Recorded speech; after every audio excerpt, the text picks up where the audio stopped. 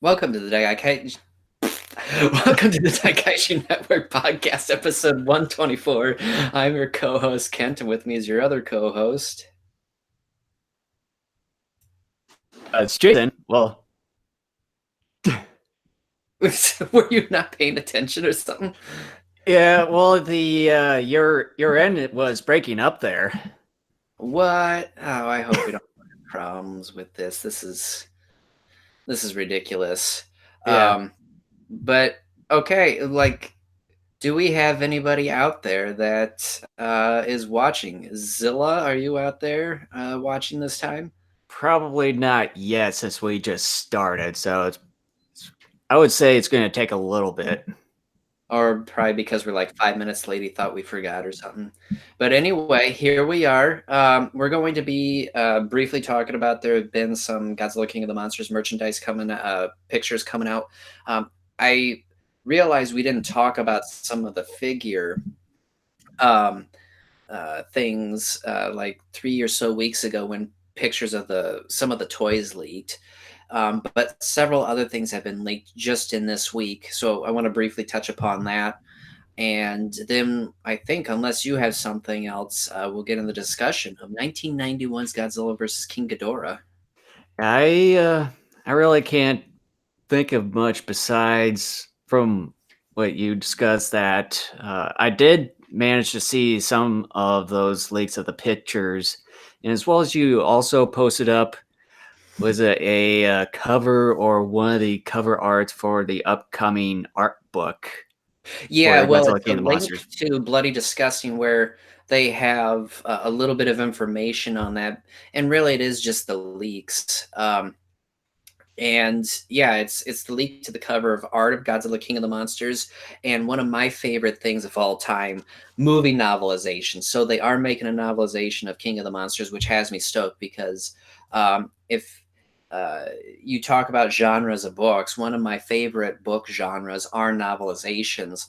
And I know some people don't like them because by and large, a lot of them tend to be very much like the movie, which is true. But as I found through my reading of novelizations over the years, I have found really it depends. Yes, some novelizations are almost exactly like the movie, with some very small differences that really don't make a big deal one way or the other. Then I have read some that are sort of in the middle, where there's some moderate changes that, yeah, are maybe mildly big, but nothing incredibly big. And then I've read some that are almost totally different from what you see on screen. Mhm. And so I've read a number of these over the course of my life. And I'm really curious to see what the King of the Monsters novelization is all about. I really can't wait. I remember reading the 2014 Godzilla novelization, and there were some small changes there. One of the things that I noticed that I thought the novel did slightly better was characterization, and there were a couple scenes during the final battle that involved a little bit more Godzilla Muto action, and actually two of the scenes were flipped in the novel, but were rearranged in the final movie. So Okay. those were like sort of the real big changes in that particular story. Um, Mhm. so I'm really into that. And then, of course, we had some like costumes come out, kids and adults. It seems like the adult Godzilla blow up costume this time looks a little bit better than the one from 2014. Yeah, I would have to And then the say King so. Ghidorah one What they is, brought out one? yeah, you haven't seen it? No, I haven't. Oh, I gotta go find it. Why don't you fill up some air? I can't believe you haven't seen it. Let me go find it here. It's Well, all over Facebook. I didn't really see any of the costume pics. I've only seen the figure like pictures. Uh, is it was it uh, who's who are making those figures again? I think it I want to might say it's like be. Jax or something. Yeah, I think it's probably the same people where I know It's, I've I got. think, the same people that made the figures, um, I think back in 2014. Yeah. Yeah, because I know that Jack Pacific was doing another foot tall version of Godzilla, from what I've heard, and uh, yeah, I haven't seen the costumes, and then I know uh, I think in one of the episodes a while back where I talked about that, I, there's a potential of Oh, a prequel graphic novel, which I think they'll be doing again. But as far as I know, we haven't heard as much information on that yet. it looks like there may even be a dog costume.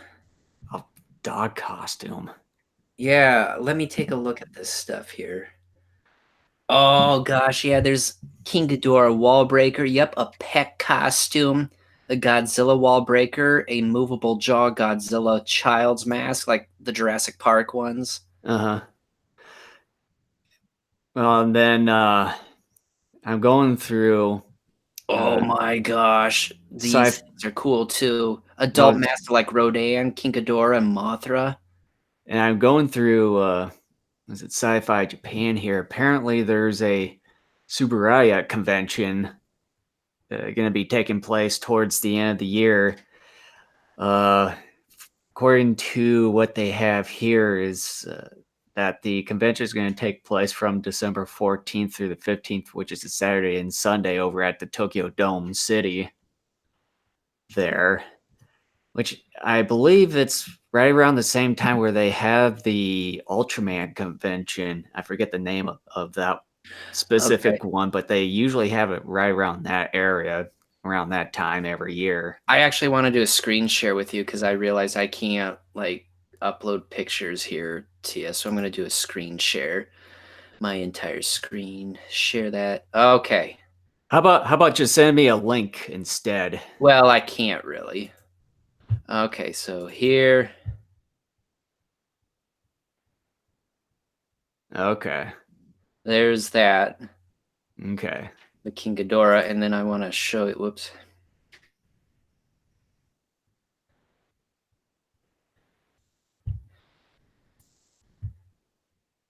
It'll load here. Yeah. Give it a moment. Okay, so there's the pet costume, What? and then the wall breakers, and then the child mask. That looks cool. Yeah, those look pretty dope. That I don't know what that is. Then there's one of the adult costumes. Here are like the masks. Yeah, those masks up above seem to be more like the ones that they brought out 4 years ago, Yeah, there's a repeat of at least a couple of 4 or 5 years Godzilla ago. ones. And then there's the inflatable Godzilla. Yeah, and that one And looks there's like basically the figures same. and stuff. So yeah. So that's it. But yeah, and I for those of you who haven't dug the toys, I posted some photos of some of those toys a few weeks back, and you should be able to find them. I think even bloodydisgusting.com leaked a number of them. Even I think it's the Neo Monster Island page on Facebook even has some more updated photos. But I tell you, I am really stoked. I was hoping, keeping my fingers crossed, hoping that we would not only get figures like we did 4 years ago, well, almost 5 years ago, actually, now. Um, Hmm. but that we would maybe get more. And it seems like we're going to maybe get more. The thing that sucks though, Toys R Us is no longer around. Yeah, the only way to get it is either through Walmart or Target or some of the other places. Uh, Hey, Obviously, Amazon. Zero joined us. How's it going? Okay.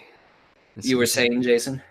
I was just saying that um obviously the only places that we can get the toys as of right now with Best Buy, not Best Buy, Toys R Us being out is obviously Walmart, Target, and Amazon, obviously. But Yeah. yeah, I didn't. As far as that King Ghidorah one, that seems to be a bit strange, the costume one. It does, but at the same time, it makes a lot of sense from an execution standpoint as well. I'm doing very well. Thank you, Zilla. But yeah, right now it's pretty cold up here, and still some snow. Are we breaking up on your end, Zilla? Because it seems like at least on when Jason and I are talking to each other, we occasionally break up. I don't know how this is being received on your end, but yeah, just kind of want to know, letting you know ahead of time, just in case one of us has internet issues. Well, I know that we have the live YouTube page on our end just to see how it looks. So, although it's on my end, I got it covered up with our actual feed right here. So, Yeah, choppy sometimes. Doggone it, that's what I was afraid of. Someone has bad internet. I don't know who it is. yeah. Maybe it's not. Maybe it's our devices. Because, like I was saying, my computer, for like the last month, occasionally in certain parts of the house, has been dropping the internet. Um, Hmm. but anyway, unless there's something else you want to add about the King of the Monsters merchandise, we can just go ahead and dive right into Godzilla versus King Ghidorah. Yeah, as far as the merchandise, I think they're essentially somewhat bringing out the same things that they did uh, close to 5 years ago, mainly the Godzilla sculpture. However, obviously bringing out new monsters in Ghidorah, Mothra, and Rodan. But yeah, I think with the amount of more monsters in this go in this time around, I think it's going to potentially give them more coffers in their bank account. Uh, Whereas last time they only maybe had was it the not only Godzilla but the two Mutos in there, and then a few other basically the same figurines and other merchandise that they have. Uh, I would like to see, as far as the sculptures on such as the masks and everything that you showed, that I wonder if they might have tweaked a little bit of the face sculpture, and as well as maybe some of the pattern designs on one of those that blow up costume and some of the other costumes that they have. But as far as I can tell from what I've briefly seen there, it's almost the same sculpture design of Godzilla. Mm-hmm. Yeah. But other than that, I can't really think of anything else. All right. Well, then, with that, we will dive into 1991's Godzilla vs. King Ghidorah. Um, Again, this will be spoiled, so if you haven't seen it, I would suggest you turn off your podcast now or just turn off the feed and we'll get into the discussion here. So, I will start off with a plot overview and we will get right into our discussion. So, three individuals named Emmy, Glenchico, and Wilson arrive from the 23rd century, warning Japan that if something isn't done about Godzilla, he'll completely destroy Japan. They devise a plan, meaning the Futurians, to go back to Lagos Island during the end of World War II, where Godzilla was first seen by mankind as a Godzillasaurus, and to remove him from history via teleportation. They go back in time to Lagos Island, where the Japanese are rescued from an American charge on the island by Godzillasaurus. Our heroes meet a younger Shindo, who is a wealthy businessman in the modern day. After the battle, the badly battered Godzillasaurus is teleported to the 20th century as a Godzillasaurus. It is believed that Godzillasaurus will not turn into Godzilla as a result. Miki, however, notices the three dragon like pets of the Futurians, the Dorats, are missing, and the crew travels back to modern times. Emmy gets too cozy with our protagonists, Terasawa, for Wilson and Glenn Chico's comfort. They send their android M11 to spy and capture the two. It's quickly revealed the Futurians lied about Godzilla and Japan's demise. Instead, Japan is the wealthiest and most powerful nation in the 21st century. Wilson and Glenn Chico reveal that the Dorats replaced Godzilla and fused during the post World War II nuclear bomb test to become King Ghidorah. With Godzilla gone, Ghidorah will now destroy all of Japan and prevent them from being a world power. However, it's discovered the location where the Godzillasaurus was placed contained a large amount of nuclear waste and it evolved into Godzilla. Shindo's own nuclear sub even crashes into Godzilla, making it grow even larger than before. I'm realizing this is more of a synopsis than a plot overview, quite frankly. Um, Emi Terasawa and a reprogrammed M11 take down the Futurians and Godzilla battles King Ghidorah, blowing off its center head and destroying its wings. The Kaiju falls into the ocean and Godzilla blasts the Futurian ship before going on a rampage. Emmy and M11 return to the 23rd century and use the remains of Ghidorah to build Mecha King Ghidorah. They travel back to the 20th century, and Emmy pilots the mech in a final confrontation with Godzilla. Godzilla is dumped into the ocean, but not before it badly damages Mecha King Ghidorah. Both kaiju fall into the ocean. Emmy escapes and tells Terasawa they're related before returning back to the 23rd century. At the bottom of the ocean, Godzilla awakens and blasts his beam and roars once more as the movie comes to a close. Brian. Okay, we'll call you Brian from now on, Zilla. We'll call you Brian. All right, so anybody who's been sort of a long time listener of the podcast knows I've had a weird relationship with this movie really for almost 21 years now. Um, and the reason for that being is because I think a lot of it has to do with a couple of things. One thing is the tone, and that is it's very much wackier and lighthearted uh, Mhm. than the two movies we just got out of, The Return of Godzilla and Biollante. Um, that's part of it. I think another part of it too is the fact that the story also takes a more um, I guess maybe a less sort of grounded, I put that in air quotes, approach, Yeah. which is fine.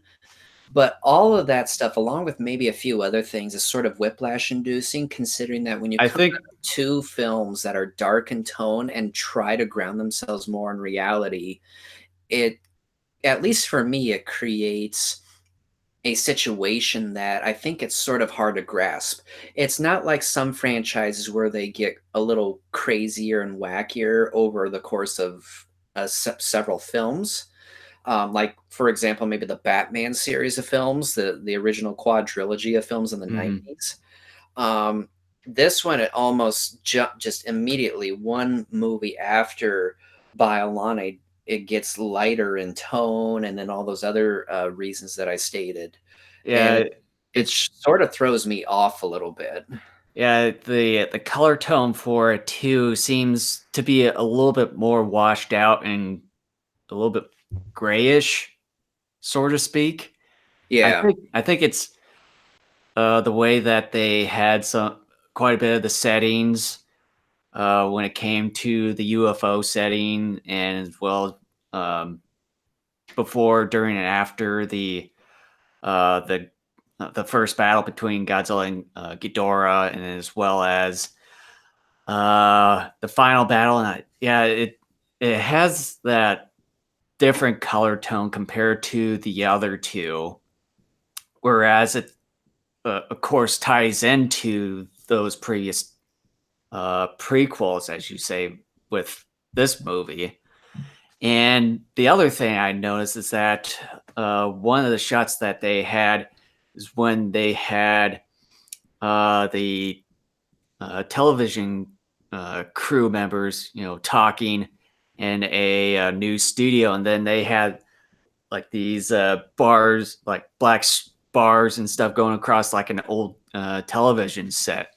And watching that on my 4K TV, it just really my eyes just got really weird adjustments to it, especially after that entire scene was completely finished.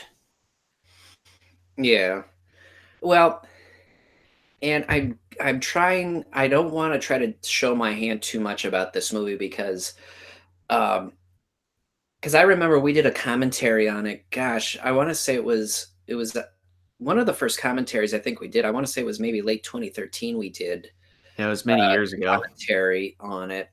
And then after we got done with the commentary, we gave our final thoughts on it. And I remember saying, actually, I like this more than I thought I would. Yeah, I still have a few issues with it, but by and large, I enjoy it. But then, of course, over the years, I've continued to watch the movie and I still have issues with it. But at the same time, there are things about it that I really do like. Um, One of the things, though, that I think is a problem with this film are some weird and crazy shots. And Yeah. some of those shots, for example, involve Robert Scott Field during the car chase scene, where it looks like he's on a particular platform, excuse me, to make him look like he's running at a very high speed. Mhm. And there's some weird camera angles in that same chase scene that almost, at least when I watch it, give off the idea that we're supposed to look at this as maybe a comedic scene. And to add insult to injury, in my opinion, um, it to add insult to injury, I almost think Ifukube's music for that particular scene makes it seem wackier than it should be. Mhm. Um, because I remember, uh, you and I would always laugh at this particular sequence in the Yeah. movie. We would even make fun of it when we were growing up And I because they would have this close-up shot of Robert Scott Field with the film sped up, making it look like he's running, and he's, because he's playing an android, he's, very stoic in expression. and it's the same way when they're back in time there, but they use a uh, what would you say, a dummy version, like a life size dummy version of Robert Scott Fields.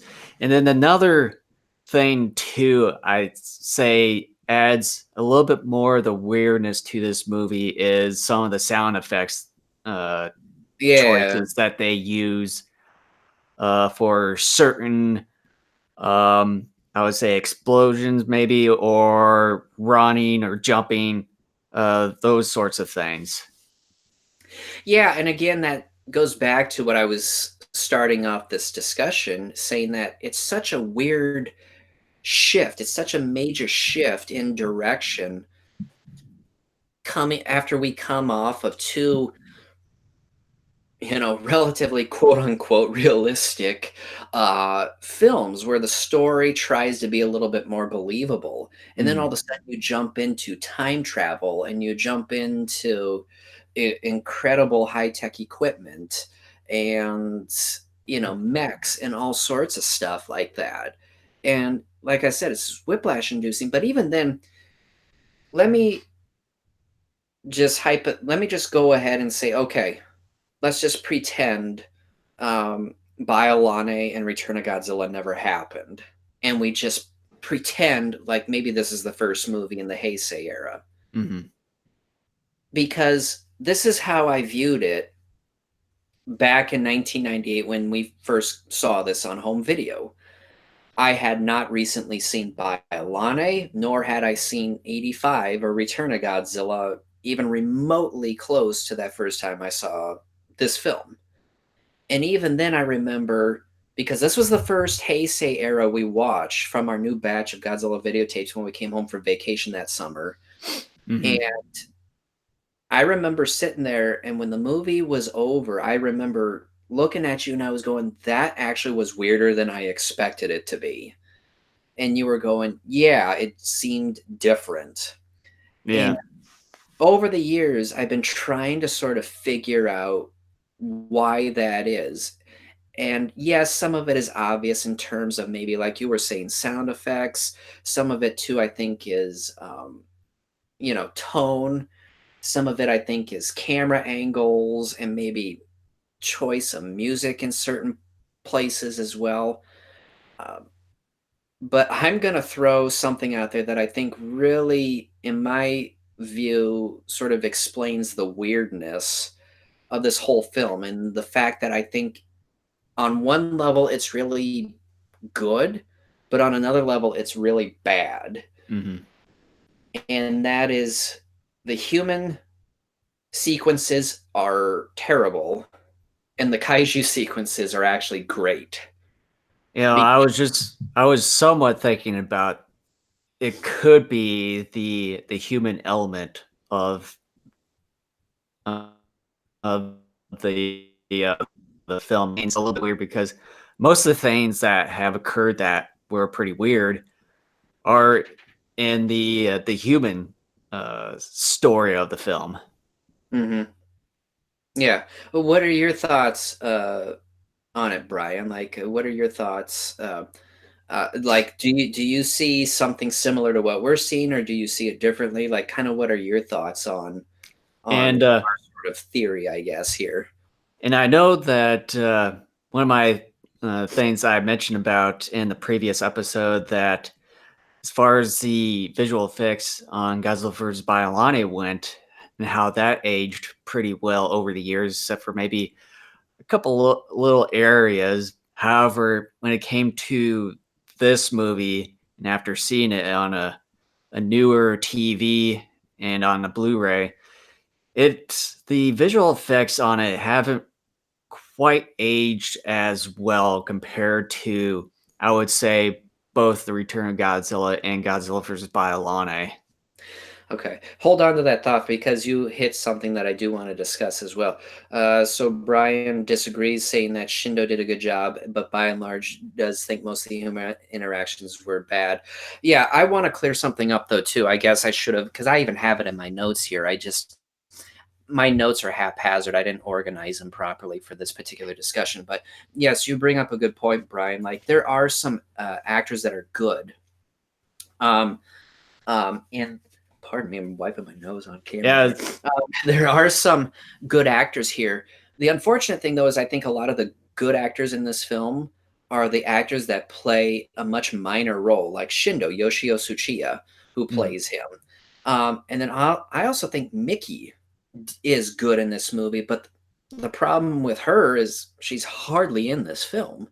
Um, and I'm just trying to think off the top of my head, is I would there also anyone? have to say Kenji Sahara as well. That he Kenji was pretty Sahara, good. yeah, yeah, he's even less in the film than those two that we just mentioned. Oh, you also found the monster battles a little lackluster. Please explain that. I don't think they're the best in the series. Um, I would say that probably my only gripe is as far as the monster battles go, in agreement with Brian here. I would say there wasn't really much combat. It was just more or less uh, shooting out their beams or atomic rays and the like. And I would say it was a little bit short when it comes yeah, to these two battles that they had. it's similar to Biolane, but at the same time, I have to say that I found the battles here between the two kaiju, anyways, more interesting. This movie, to some degree, sort of reminds me of Biolane with the kaiju stuff, in that you have an early fight. Um, Godzilla's opponent gets defeated and is supposed to come back stronger a second time and final time.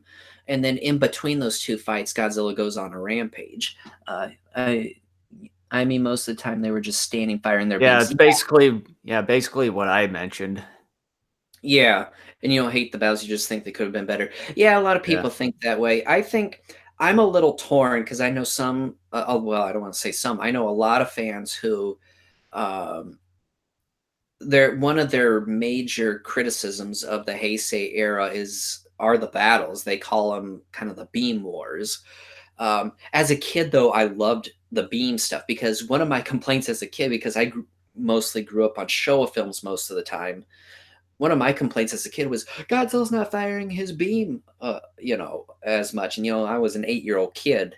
Didn't know any better, didn't know anything about like storytelling and all that sort of thing. yeah. But as I got a little bit older and started seeing some of these Heisei films, I'm like, oh yeah, this is cool. And then as I got older and people started pointing out, most of the battles in the Heisei films involve beams of some sort of projectiles, and I go, yeah, like there's very little hand-to-hand combat in these films. And a lot of it has to do with how the suits were made. A lot of the suits were incredibly bulky Or and heavy. stiff.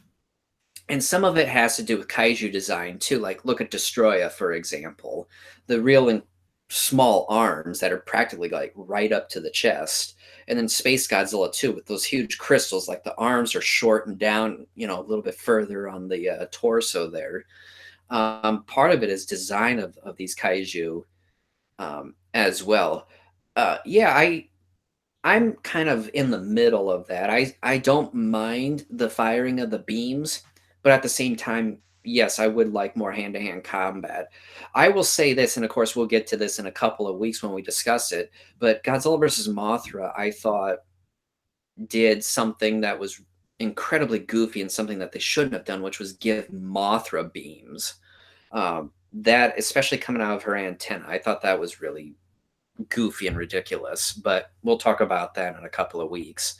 Yeah. Um, but yeah, I sort of am in between on the whole Beam Wars, hand to hand combat sort of thing. But yeah, you were talking about special effects here a bit ago. Mhm. Uh, I tend to agree. Now, granted, a lot of times when it comes to Academy Awards, a person or a movie or a group of individuals, they're sort of compared to other competitors in those awards, which I understand. But at the same time, like we discussed a couple weeks ago with Biollante, how the effects in that film were so great, and even the effects work in Return of Godzilla was so great. And then, um, and then Kawakita wins a Japanese Academy Award for his effects work on this film. I will say this about Kawakita's work for this film. I think the miniature work is really good. I still don't think it's as good as the previous two films, but it's still Yeah, pretty darn it good. seemed, as far as the miniatures go, like the buildings and such, it seemed a little bit more flat, and it seemed not detailed as well compared to when you see both the Return of Godzilla and Godzilla versus Biollante. Yeah. I like the horn thing too. Yeah, in the early form. Yeah, the Destroy is really that's a fun film. I can't wait to talk about that. That's one of my favorites. Well, and I practically gave away my thoughts on that film, but yeah, like I think his effects work is still pretty good for this film. Um, the ending battle to this film, I think, is actually it's not the most impressive thing I've ever seen, but it is still pretty impressive. I Hmm. think the kaiju suits look pretty good.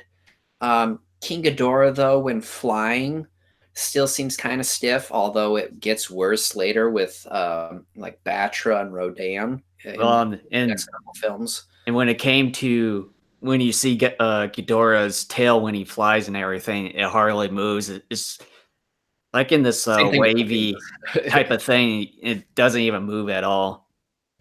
Yeah, but if you're looking off of the suit designs, though, I think both. Well, technically three if you count Mecha King Ghidorah. I think the suit designs of all three are amazing. Hmm. Uh, you know, um, you can sort of critique their actual movement. That's a different thing. In terms of design, I think they're wonderful, and I think the set work is pretty good here too. Again, it kind of looks a little dated in spots, but by and large, it holds up okay. Yeah, But there were things like I thought some of the digital effects work, like the 3D hologram of the Godzilla source and the ship, I thought looked dated. Um, some yeah. A lot of the visual effects are pretty dated in it. and they were like sparklers. It was obvious sparklers were being used for certain moments inside the Futurian's ship when Emmy and Terasawa and M11 were trying to make their assault. It just seemed too obvious that sparklers were being used and not sparks were coming out of control panels or whatever. It Mhm. seemed to me that sort of thing was lazy. Um, but yeah, like, oh, you don't like the Space Godzilla suit. That's interesting. I kind of like that one. We'll have to discuss that one here in a few weeks. Oh, um, yeah. but yeah, like the sparkler stuff, I just thought by and large his digital work was not as good in this film. A lot of his practicals, though, I thought by and large were pretty good. Not the best, but I thought they were pretty good for the most part. Gone, sadly, though, again, with the exception of part of the final battle, gone are a lot of the real intricate looking skyscrapers um, and the like that we got in Return of Godzilla. We didn't get as many in Biollante, but I think we had more there than we do here. Um, Yeah, I think as far I know I mentioned about as far as some of the miniatures being a little bit flat and not as well detailed.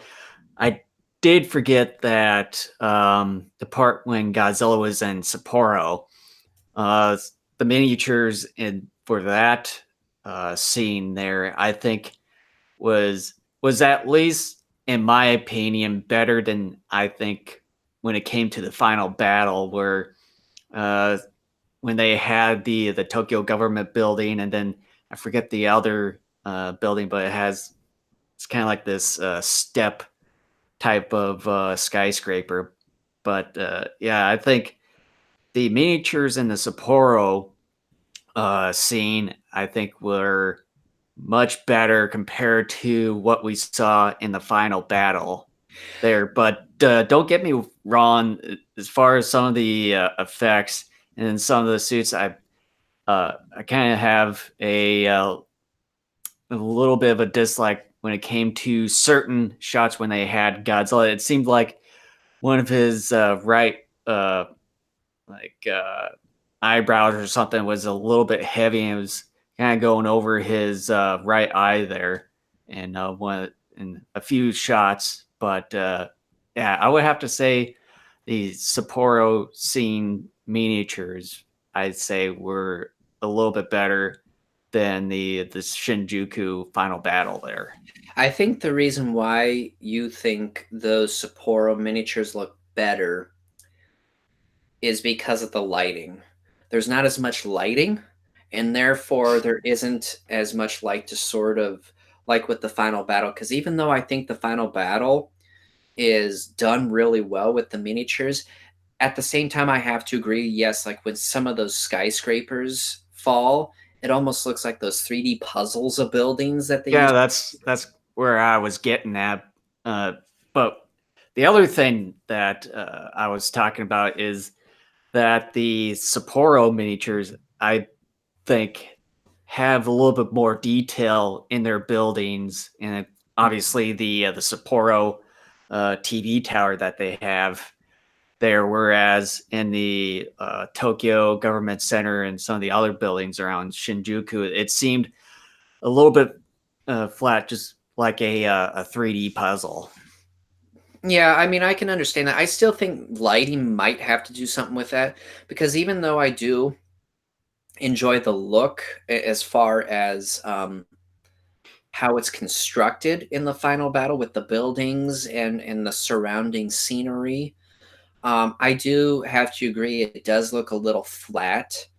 But again, I think maybe lighting has something to do with that. Maybe there's just too much lighting Maybe. on the set for something like that because um, they always say like with CGI, and I haven't spent as much time to really confirm or to deny it, but they a lot of times will usually say like if you have CG creatures or beings or whatever, a lot of that stuff looks better when it's filmed with not a whole lot of light than if you have a lot of light.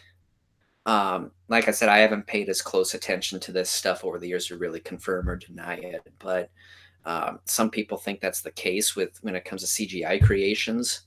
Um, but yeah, I almost wonder too, like in the case of the miniatures for this film, if that could even be the case as well. Um, but yeah, Mm. I don't know, but yeah, it's again, I still think it's good. It's not the best we've ever seen, not just in this era, but throughout the franchise. But I still think it's still pretty good for the most Yeah. part. Mhm. Um, I can't help but to think of this every time I watch this movie. But doesn't Glenn Chico remind you of Larry from the Three Stooges? Yeah, he sort of does the way um, his appearance, uh, the way that he has his appearance, and then maybe sort of in the face. And I think he was a little bit bald, kind of right around here, but he still had Yeah, a good a good portion of hair there. But as far more in the facial structure, now that you mention about it, it kind of does look like Larry from the Three Stooges there. yeah. Yeah, random's what I'm about. I couldn't help I'm a huge fan of the Stooges, and, like, that was the first thing that came to mind when I saw this movie many years ago. I'm like, his hair is sort of, like, extra tufted on either end a little bit, but, yeah, he's, like, a little bald up near the top too. Yeah. And then that Wilson guy, he reminds me of someone else, but I can't quite remember who though. But he has that kind of that sort of look in his face in a way. I can't describe it, but yeah, he also reminds me of someone else. The way he talks, and I'm not trying to be political here, but the way he talks reminds me of Donald Trump, because Trump always, like, curls his lips, like, when he makes certain words, and Wilson sort of does the same thing here. Like, when you really pay close attention to how he speaks, like, he'll really, like, fish face some of his words. Yeah, It's really interesting. I haven't quite paid attention to that part. Yeah. Well, and in this film, they talk about how Japan, was supposed to be this economic superpower going into the future. And in reality, back around this time when the movie was being produced, many economic forecasters were projecting that Japan, yes, was going to be uh, pretty much the wealthiest nation eventually on the face of the planet. But this movie sort of dates itself because that never happened, and it's And that never was right around the time the economy sort of went in the dumps a bit. Yeah, well, kinda like everybody, like, when economies around the world started to collapse around the early 2000s, Japan's economy was actually starting to go down the dumps, like, a couple years before that. There are many reasons as to why. Part of it is their fault, part of it is also, like, a world economy, situation as well, but, yeah, it's interesting how such a thing never actually occurred. Yeah. But yeah, they were rah rah Japan, and then like 9 years later, oh, it's not the case. No. But yeah, it's at least interesting in how they portray Japan in this movie, as far as how it became basically a superpower, even far surpasses this was it United Nations like organization uh, called Earth Union, I think it was, and they pretty much even the Earth Union can't even touch Japan or anything. So That they're was just kind of on their own. Yeah, I mean, it's a movie and it's fiction, but at the same time, that I think was very super patriotism. Yeah, It's like, we're so rich, nobody can do anything about it. Like, I'm just like, you can okay, say it's that's going just a little too you far. can say it's somewhat like what that one movie that you always despise and you always have it in the background there on your shelf somewhat did. hmm Yeah, but um, okay. One of my favorite scenes and it's one of my favorites out of the entire Godzilla series because it's a couple of things. It's awkward, it's weird, and it's funny. But it's also a major plot hole in this film. And it involves this supercomputer the Futurians promised to give to Japan. Oh yeah. And it's mentioned once, and we only see it in one scene with Emi and Terasawa. And this computer is never mentioned again. But in this one brief scene, we see it. The computer doesn't even look that impressive. And the scene concludes with Amy and Terasawa staring at each other for one moment, no sounds or anything else, and then they're nodding their heads at one another. Um, it is one of the goofiest things. This was another thing you and I always made fun of growing up. Like if there was this weird moment of silence in between us, you and I would go,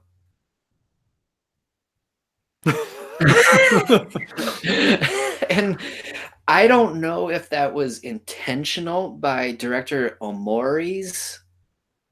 Yeah, I don't know if that was intentional or if the scene just went on so long that the actors were like, okay, we just yeah, that need. scene really didn't have much action or dialogue to be exact. You don't remember that scene, Brian? It is sort of not really a blink and you miss it, but it is a pretty short scene. It probably lasts, It's gosh, I don't know, maybe like 30 to 45 seconds. It's I would sort of say it have to be a film. little over a minute though. And it's right in the middle of the movie there. It's where Yeah, they I think when I would Emmy recommend going back and seeing it. It is a very quick moment in the film, but it's there. yeah, it's when I think when Emmy leaves the UFO or something. I'm not entirely sure, but it's one of the scenes where they show that whole 3D like the two 3D rooms kind of going up like this and then zooming in on both of them. And Yeah, there then are one two of them, 3D rooms they show on the ship. yeah, and then one of them was that room that had the supercomputer in it. And then Emmy's, I don't quote me on this one, but Emmy says that they were going to give this computer to Japan, and then they do that not thing like Well, no, several it's so seconds funny. after. Like they're showing this, these two 3D rooms in the supercomputer, and I'm going, okay, well, what are we supposed to do with this? And then she stops talking, and then the camera starts looking on Terasawa and Emmy, and then it zooms in, and they're looking down on it, and then they both look up at the same time, and like it's about that long. It's this weird, awkward silence. It makes no sense. Why would they nod at each other? Like, yes, And it's a then computer. and Yep. then when they say that they're going to give this computer to Japan, and then many scenes after that, they're in that room with that computer putting up detonating devices or explosives in there.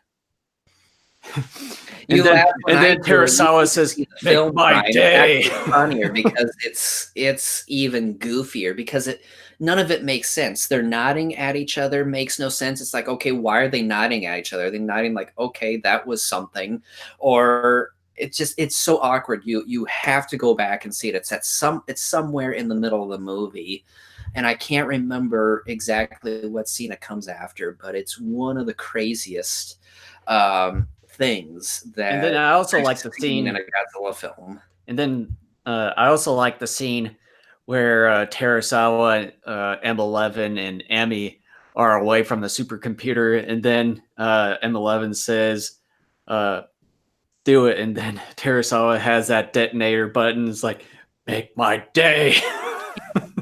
Okay, and there's another problem with this movie you just mentioned.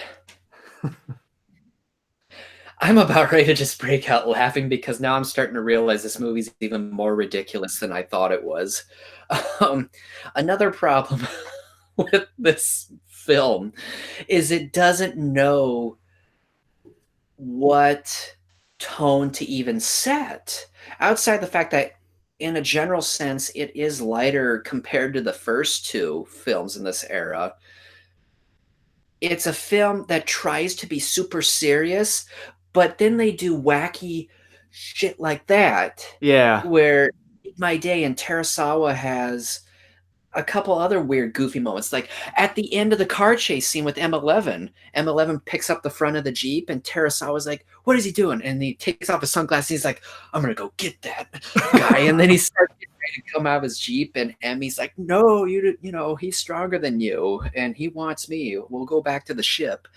Um, stupid stuff like that. But then you have moments where it's supposed to be taken very seriously, like when the battalion on Lagos Island, the Japanese battalion, they look over the really badly injured body of Godzillasaurus, and Shindo salutes, and his eyes are teary.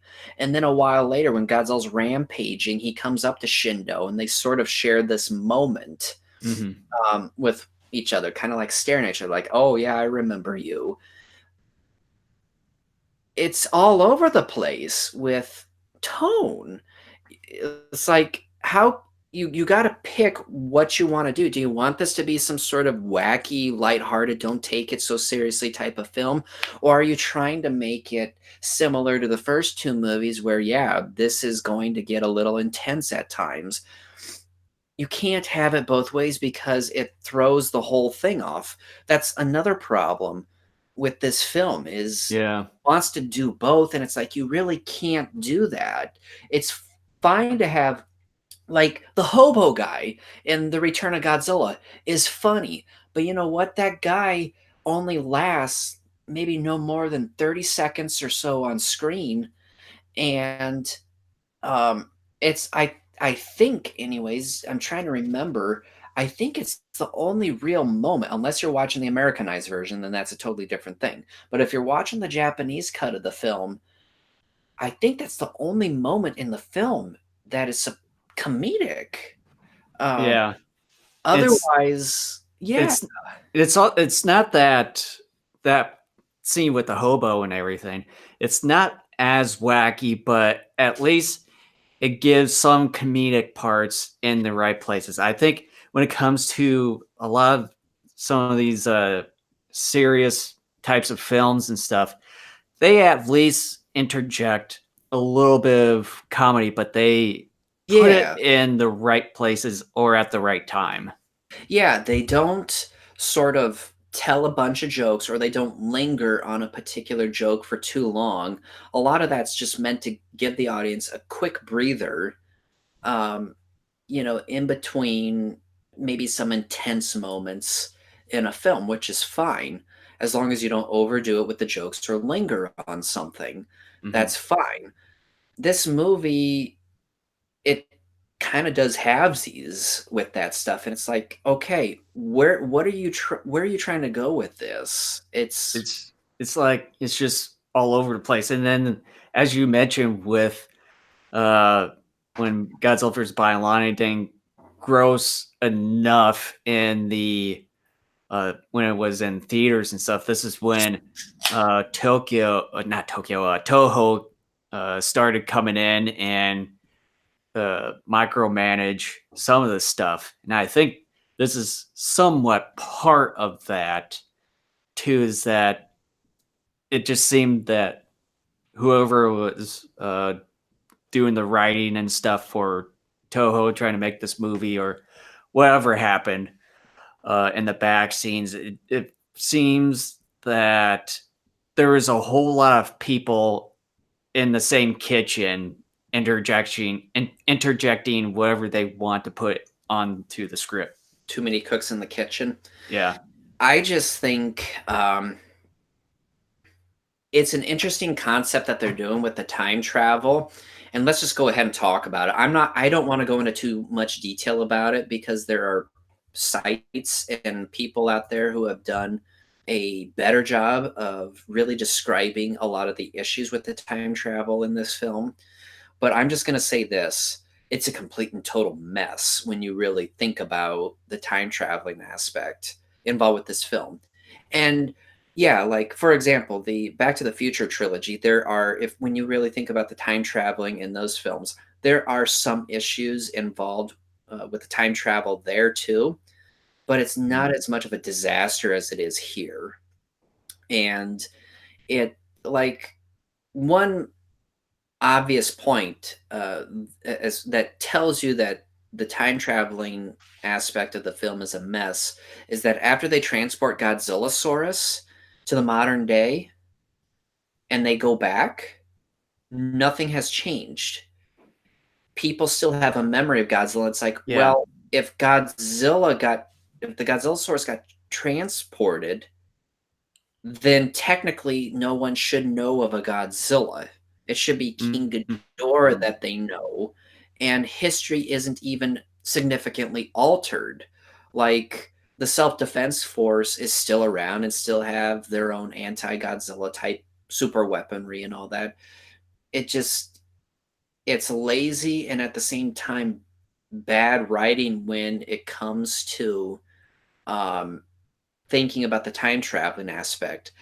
When you if you sit down, and I did this at one point, I sat down, one of the watchings I had like 2 3 years ago on this film, and I really was like, I'm going to pay attention to the time traveling aspect and really see if it's as big of a disaster as people say it is, because I knew it wasn't perfect. But when I sat down to watch it and I started asking questions, I'm like, okay, well, they did this, now this should be the consequence of that action. And then no, it didn't happen. And I'm just like, oh no, like this could be the worst movie I've ever seen. When you watch this movie and you just give it the mulligan, though, of the time travel, and you just kind of don't think about it, it's fine. But really, when you think about it, it is a disaster. The whole time traveling aspect of this film, it's Right. not And done well. just what I mentioned earlier, it just as far as the story goes, it felt like there were too many cooks in the kitchen trying to come up with a bunch of stuff. Like one, oh, let's thought of something, in a serious sort of way, how this is going to go, and then another person just comes and is like, oh, let's make it funny here or something, and then like someone else is like, oh, hey, let's put in some time travels sort of shtick into the movie as well, but then they don't really pay attention to things what they as far as the time travel story goes, that when X does this, then that sort of thing shouldn't have existed when they go back into the present time. I'm going to say this. I'm not a fan of the tone of this movie, nor am I a fan of the time traveling aspect of this movie. I think they're both problems, or problematic, I should say. I'm going to say this. If you stuck a gun to my head and you said you can only have one, you can either have the weird tones or the time travel, what would you pick? And I would say I would rather have the weird tones, and I would redo the entire story. I wouldn't involve time traveling because, yes, the weird tones would still hurt the movie in some regard, but the time traveling aspect, I think, is what hurts this movie even more because again, you're coming off of two films that are serious, and um, I weird tones. Are you saying you would keep the weird tones or you would get rid of the weird tones, Brian? I think he's thinking that he'll definitely keep the weird tones rather than the travel plot. Yeah, I mean, the weird tones, like I said, I mean, they can sort of hurt a film, but I think sometimes, oh, you would keep the weird tones as well. Yeah, tones, if tones are sort of all over the place, they can hurt a film to a point, but um I don't think they can like cripple a film, because when you involve certain elements of a story like time travel, and the time travel element is a huge part of this story. It's what brings King Ghidorah into fruition in this film. And then all the other characters from the future involved in the story as well. Right. And That I really think a better movie would have come out of this had they decided to not do the time traveling aspect. Keep it more grounded. Just even do something like, again, King Ghidorah. Um, uh, yeah, right, Brian. Because the time travel is an integral part, therefore it should be well done. Exactly, and it's not. Like, what they should have done is just kept to the whole King Ghidorah being a space monster. I mean, for crying out loud, they were talking about Mothra and Batra going to outer space to stop this deadly comet in the next film, the very next year in Godzilla versus Mothra. Hmm. They even show Mothra flying out into space, and they even show at the end of Biollante the rose form, at least. Maybe it's Biollante spirit. I'm still not quite sure on it. Floating out there in outer space. And then, of course, several movies down the road, you have Godzilla versus Space Godzilla. So eventually you're going to space anyways. Why not just have Ghidorah be a space monster? Or you Or at least what leave it as that. Don't even bother really trying to dig into. You could even say that there are Futurians in a different century that just sent Ghidorah back and um, maybe do something like um, show parts of the Futurians in the future being like, oh yeah, we're going to destroy Japan and all that. Then Godzilla fights King Ghidorah and all that, and then the Futurians are like flabbergasted and frustrated or whatever, and then that's the end of that. Or you could figure out some way of sending Ghidorah back into the future and he destroys the Futurians, and that's that. That would be a tighter story. It's not exactly perfect, but it or would be quite or the disaster um that this is. or do somewhat similar to what the upcoming movie is doing, where Ghidorah is frozen somewhere, but then like fell from space, like eons or how many years ago, and then just somewhat go from there in a ways. Maybe as like a take the controlling mechanism part of the story of the Futurians and Ghidorah, but with maybe another race or whoever would control Ghidorah, be it as like some super weapon or something to take over, try to capture Earth or something like that, or what have you. Hmm. Yeah, or like I was just saying earlier, just even go back to him being a space creature. No real explanation, just he's Ghidorah, he's a space creature, decided to come to Earth and destroy for whatever reason. He's just a bad monster. Simple as that. Mhm. You know, it's cleaner than what we currently have. But It would say it'd be more simple and straightforward. right. Now I want to touch upon something that I find to be almost vomit inducing every time I watch this film. And it's something that I don't hear a whole lot of fans talking about, but I think they should because it's really weird. Emmy and Terasawa's relationship. Throughout basically this entire movie, we just assume Emmy is your typical future Japanese woman. Okay. And over the course of the film, it seems like Terasawa and Emmy have a thing for each other, that they're really getting close. Like these two like are, lovers. And then at the end, and this is another example of not so good storytelling because there was no hint of this coming. There was nothing that was building up to this in any way, shape, or form. It just was spouted out there when she just says, after the Mecha King Ghidorah battle, she goes, "We're related." And I remember when I first saw this movie, I'm like, oh shit. Like, I And really then it's thought like, these guys are supposed to be love interests. And she's like, we're related. I'm like, then what was all this weird stuff that you guys were kind of sending these and weird signals to each and other? in that scene, I think Terasawa probably didn't even hear any of that. Just Right. the way that it was set up to be that way. I think to me, it seemed like Emmy was talking to herself, and then Yeah, Terasawa was already outside, just looking up, and didn't even have any like sort of communication with her. exactly. There was no implying that she had a loudspeaker outside the ship to where he could hear it or anything like that. And I almost wonder if Emmy was just trying to clear her own conscience or something. Making sure that she told her supervisor in the 23rd century, look, I mentioned it, okay? It's done. Like, chance of this or something like that.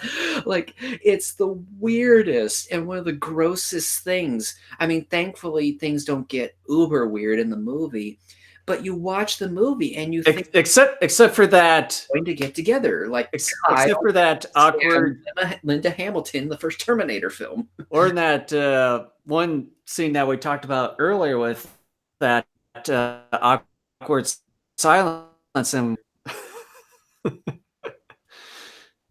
Yeah, it's just like they look up and they lock eyes. Just it, like even right now, I'm feeling a little uncomfortable about it because it's not like I said. There's no real buildup of it. There's nothing. There's nothing that sort of hints or indicates like they talk about Terasawa writing this book about Godzilla and all that. And if she knows that they're related, why didn't she come in and then like one of the first things she said to Terazawa was like, so awesome to meet you, like you're my distant relative and all that. yeah, It's just like, wouldn't you be saying that to someone? Be like, yeah, you're like my great great great great great great great great great great great grandfather or something like that, like yeah. You would have mentioned something about that right away, I but would not keep that a secret. yeah, I'm they just I think that's a really huge plot hole is with the story is that they again to me it felt like there were just too many cooks in the kitchen just putting in a bunch of random crap into the story. yeah, I just because I always thought to myself, and this is where my twisted mind goes sometimes. I I thought think both of ours. I thought to myself at one point, I'm like, okay, let's just say behind the scenes at some point, uh, Emmy be like, oh yeah, we're related too, no biggie. Exactly. That's exactly how she does it. It's just like, like okay. Again, my weird and twisted mind is like, okay, behind the scenes, what if Terasawa was like, look, we've been hanging out together an awful lot. Let's get a little horizontal mambo going on. And Let's get a little bit serious here. like, okay, there are two ways this could play out. One way is Emmy's like, oh no, we're related. And then Terasawa, rightfully so, would be angry. And then he'd be like, well, why didn't you tell me this earlier? And then what's her rebuttal for that?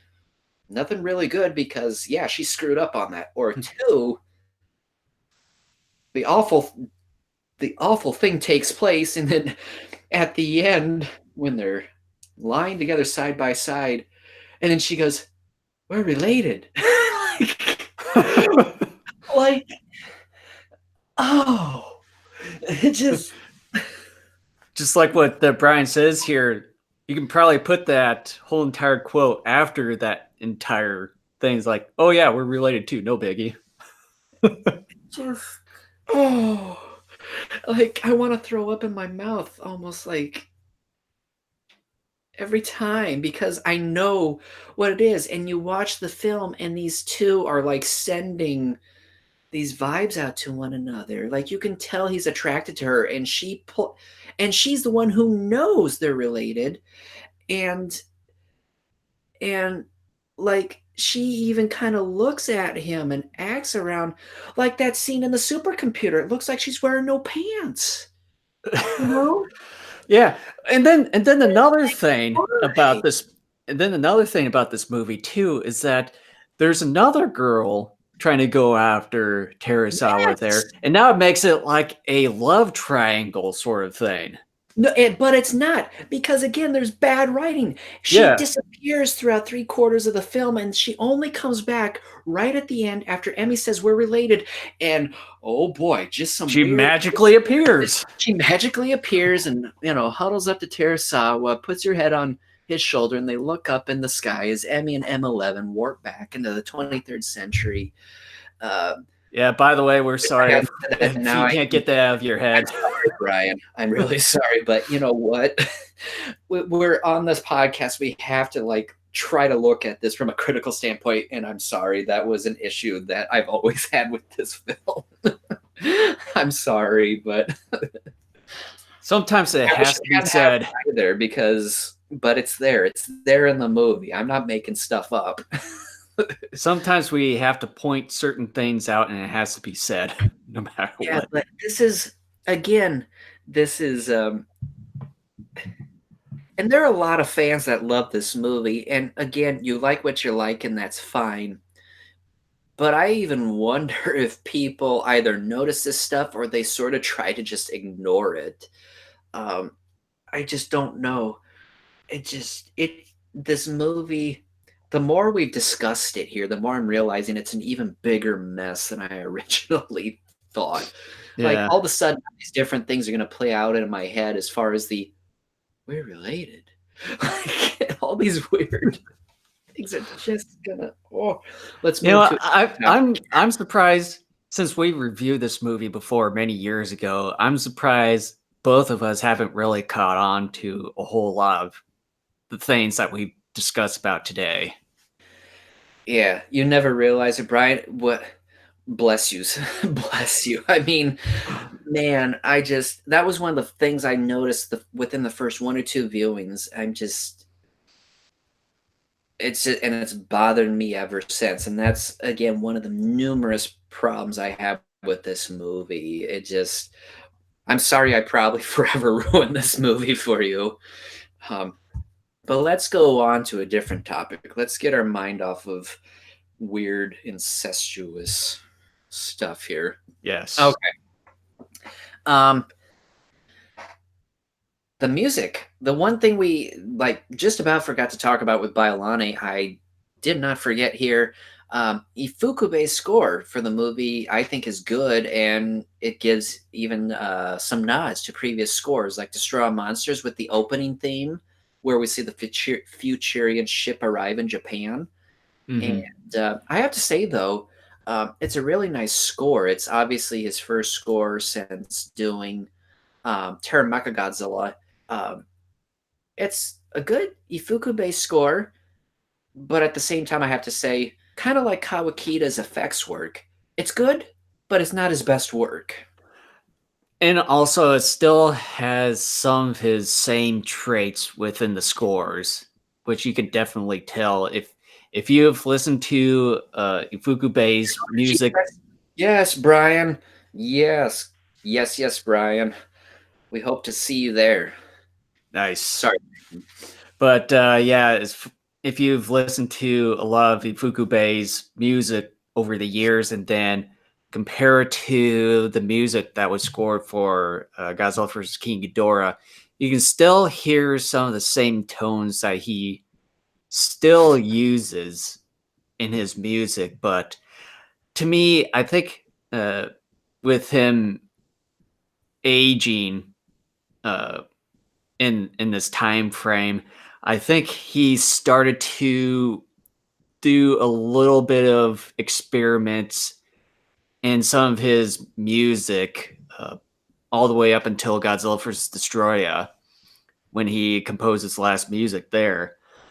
And yeah, there's still some of the same tones in it, but you can definitely tell he's trying to experiment or improve on his style of music.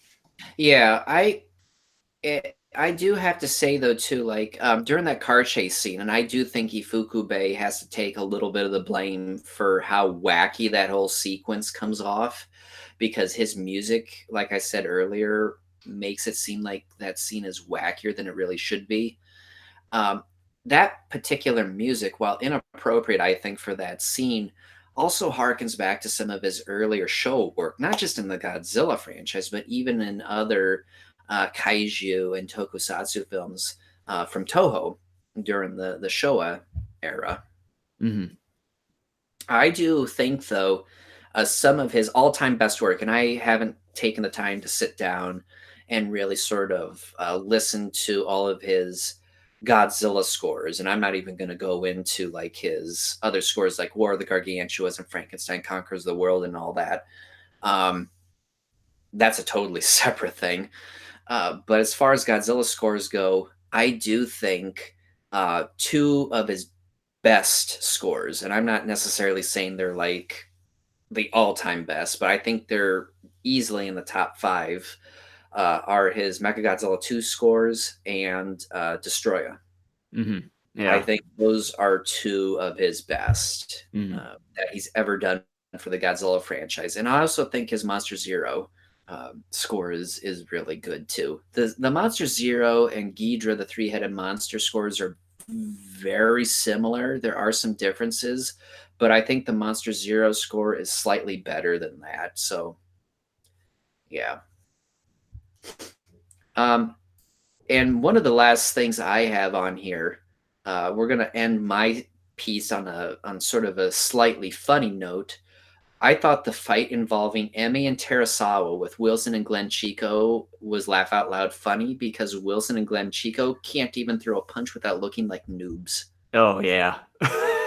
It's so funny. They're trying to throw a punch and they don't look like they even ever hit. Monster Zero so so underrated. I totally agree with you. It's one of my all-time favorite Godzilla films. I think as a movie and even as a score, very underrated. It's um, it's a blast. I even think sometimes if you've ever listened to the Monster Zero score by itself, um, I almost think in some cases it's almost a little bit better than the movie, which is saying something. I think that that goes to show you how well that score is. But Yeah. yeah, Glenn, Chico, and Wilson can't throw punches, And and then whenever they, I think in one of the shots there when Terasawa need either Wilson or Glenn Chico, that they somewhat overplayed the impact yeah, of getting knee to the stomach there. But yeah, Futurians, they don't even know how to fight. yeah. It's like, don't you guys have Mike Tyson's Punch Out or something like that? Like, I don't know. No, I think they just All destroyed the all Showa that era stuff. scores are on YouTube. Wow, I knew some of them were. I didn't know all of them were. That's awesome. Was it Toho Music has been re-releasing uh, the Godzilla music. In fact, for Godzilla's 50th anniversary, well over 10 years ago, they started re-releasing all the scores to every film up through Final Wars, and you get a one or two bonus disc in each box. And so over time, as they released them, I got all of them. And then even in the last, I want to say 3 to 5 years, maybe, they've even re-released other scores. They've re-released the original Mothra. They brought back War of the Gargantuas, Frankenstein Conquers the World. I think even Varan was re-released. I've even been able to locate the Matango score. Um, I mean, all that stuff. I mean, it's great stuff. Yeah, I know with this year Toho being Society. Awesome. I'll have to look that up, Brian. Thank you for that. Also, to anybody looking or not looking, but listening to this on any of our podcast platforms, go to YouTube, the Toho Society. Um, they have those scores if you're interested in listening to that stuff. but yeah, with this being the 65th anniversary of Godzilla, I'm not sure if they're gonna release more of the scores. I know I've seen on the official Godzilla store website, the Japanese one, that they were releasing some pretty interesting figures, but it seemed a lot of them had do with the Shin Godzilla one there. Uh, like some of the bigger sculptures, one that's sort of like my the red clear or translucent figurine that I have over here with my TV. And then there's another one that's full color with Godzilla about to shoot his whole laser and everything. But I think there were some other things that were pretty interesting, but I'll have to take a look at that. Brian has a correction. He was saying Toho Society did more of the later stuff. There's another channel called Showa Music. So there you go. Toho Society for the later stuff and Showa Music for the earlier stuff. Thank you to Brian for that. I think a lot of people are going to be really happy about that because I know some people either can't afford like some of those box sets or CDs, and other people, Yeah, some of 'cause them, even at this point, are kind of hard to find even. or sometimes over the years that the price will tend to go up. Well, those box sets, like with the exception, I think, of the final box, because that came out so late. Toho Music, for whatever odd reason, really took their time with that final one. Um, they didn't go up in price by that much. Like I think they only went up in price by 10, but I want to say between 10 to 15 bucks they went up in price. Um, so it hasn't been too bad, and they, I think, by and large, have been at that same price for really the last decade. Um, because they were really late. It took them like 3.5 years, maybe 4 years almost, to get all the box sets out. And when they originally were bringing these sets out, they were saying about every, I think, 3 or 4 months they were bringing out a new box.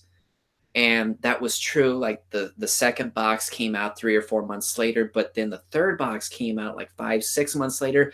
Each new box kept getting delayed further and further, and it ended up being like almost 4 years, I want to say, till the sixth and final box was released. I mean, it was Yeah, I ridiculous. would like to know what the reason was behind them doing that. Was it trying to find? Was it hard to locate some of the tracks for these movies, or was it had to deal with trying to negotiate something with these composers that have done the music for all the Godzilla I don't films, or think what? so, because I think technically similar to, I think it's how it's done here, even in the US. I think when a composer does work for a movie, the composer, I don't think, owns that music. I think the studio does. I think so.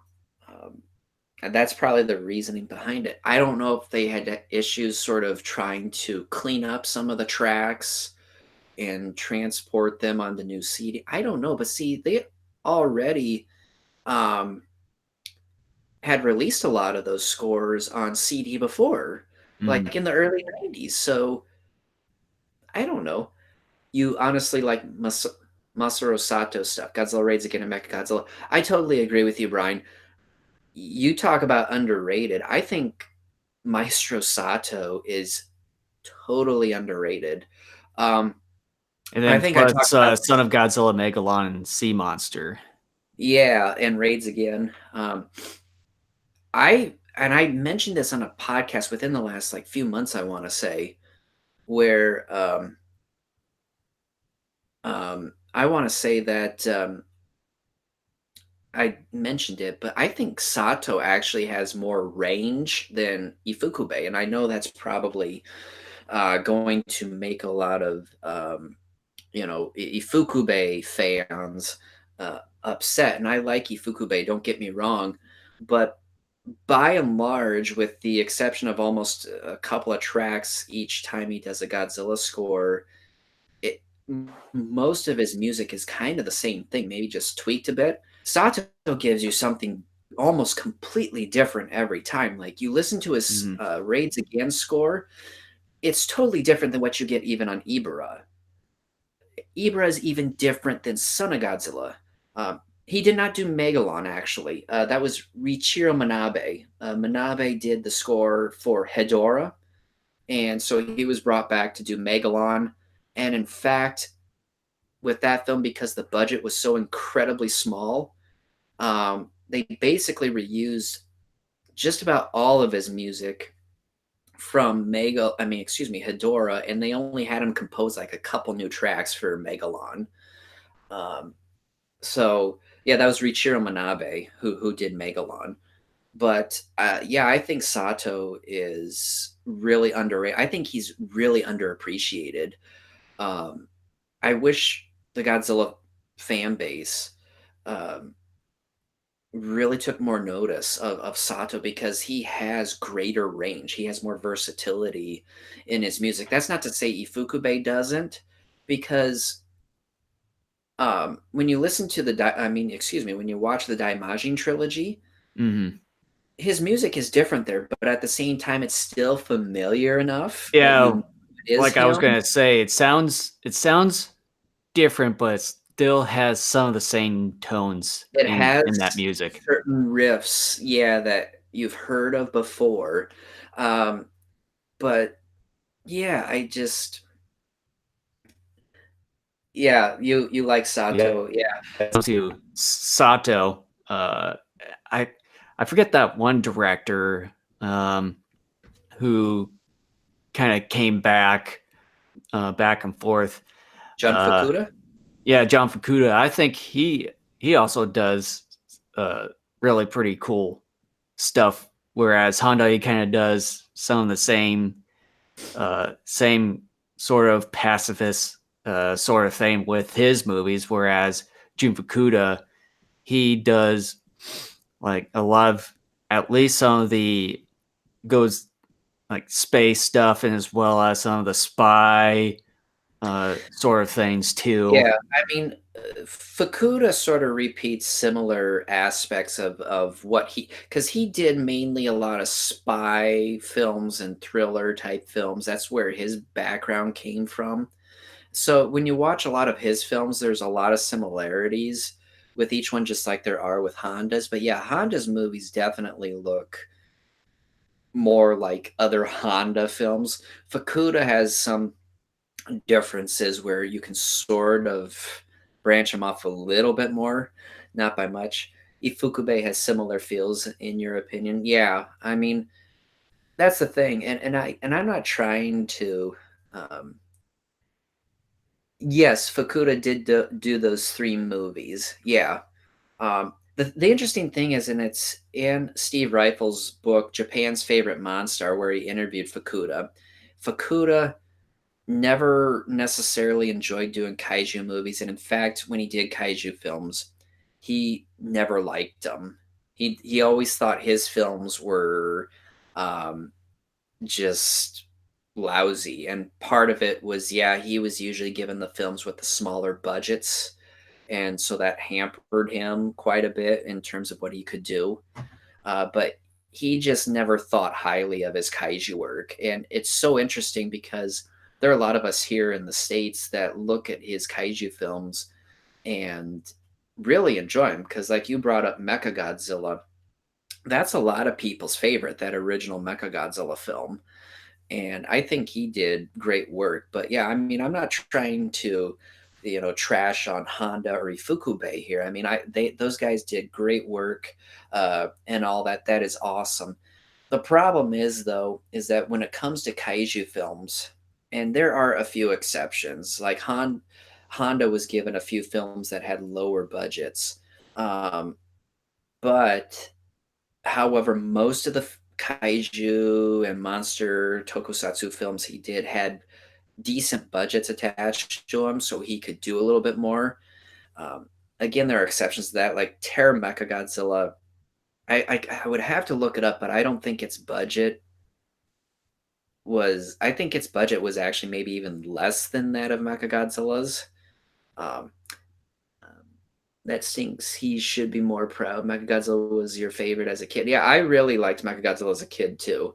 That was one of our first Godzilla films. I want to say like one of our first 5 or 6 films we saw. Well, Uh, Sea Monster was our it was our first, obvious yes, our but first one. but in the first like batch of 5 or 6, I think Mechagodzilla was in there somewhere.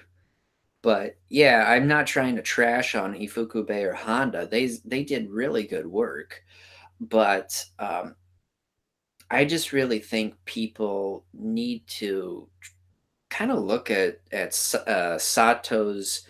Well, you can't look at music. They need to listen to Sato's music and look a little bit more at Fukuda. In fact, out of the two guys, Sato and Fukuda, I think Fukuda has gotten a little bit more props out of the North American fandom uh, than Sato has. I think Sato has been even more underappreciated than Fukuda. But I just in general though, I really think those two guys need to be saluted a little bit more for their work because they did do some real interesting work and good work at that. It may not necessarily, it may not be your personal favorite, but they still put their mark on the Godzilla character, and they did it early enough in the franchise that some of those same beats have been repeated in future films. So, to be honest, you love most of the Toho movies and their staff and cast. Unpopular opinion, I even have a special place for Revenge. I mean, I'm very similar too. Um, Godzilla's Revenge is a film that is not for me, and every time I watch it, I can stand it only up to a point, and that's not because I think it's bad, but only because it's not a film that's made for me anymore. It's definitely a film made for kids about standing up for yourself, and it's still a fun film for me to watch every now and then. Uh, it's just harder for me to watch anymore because I'm a 34-year-old man now. My son, though, I showed him that movie a while back and he enjoyed it. So, and that's made for, um, kind of his age and a little bit older. So I think that's great. But I don't think Revenge is a bad film. I think Revenge has some interesting um, themes through it. If uh, Brian and anybody else, and I think you can still get this on Amazon right now at a okay price. Get a book called.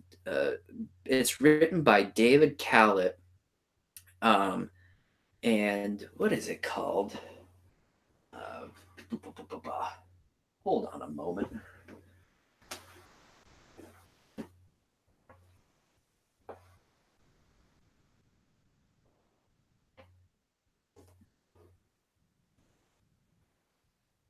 Yeah, I would definitely have to agree with you, Brian, on your recent comment that uh Mania's voice is a bit creepy in a way.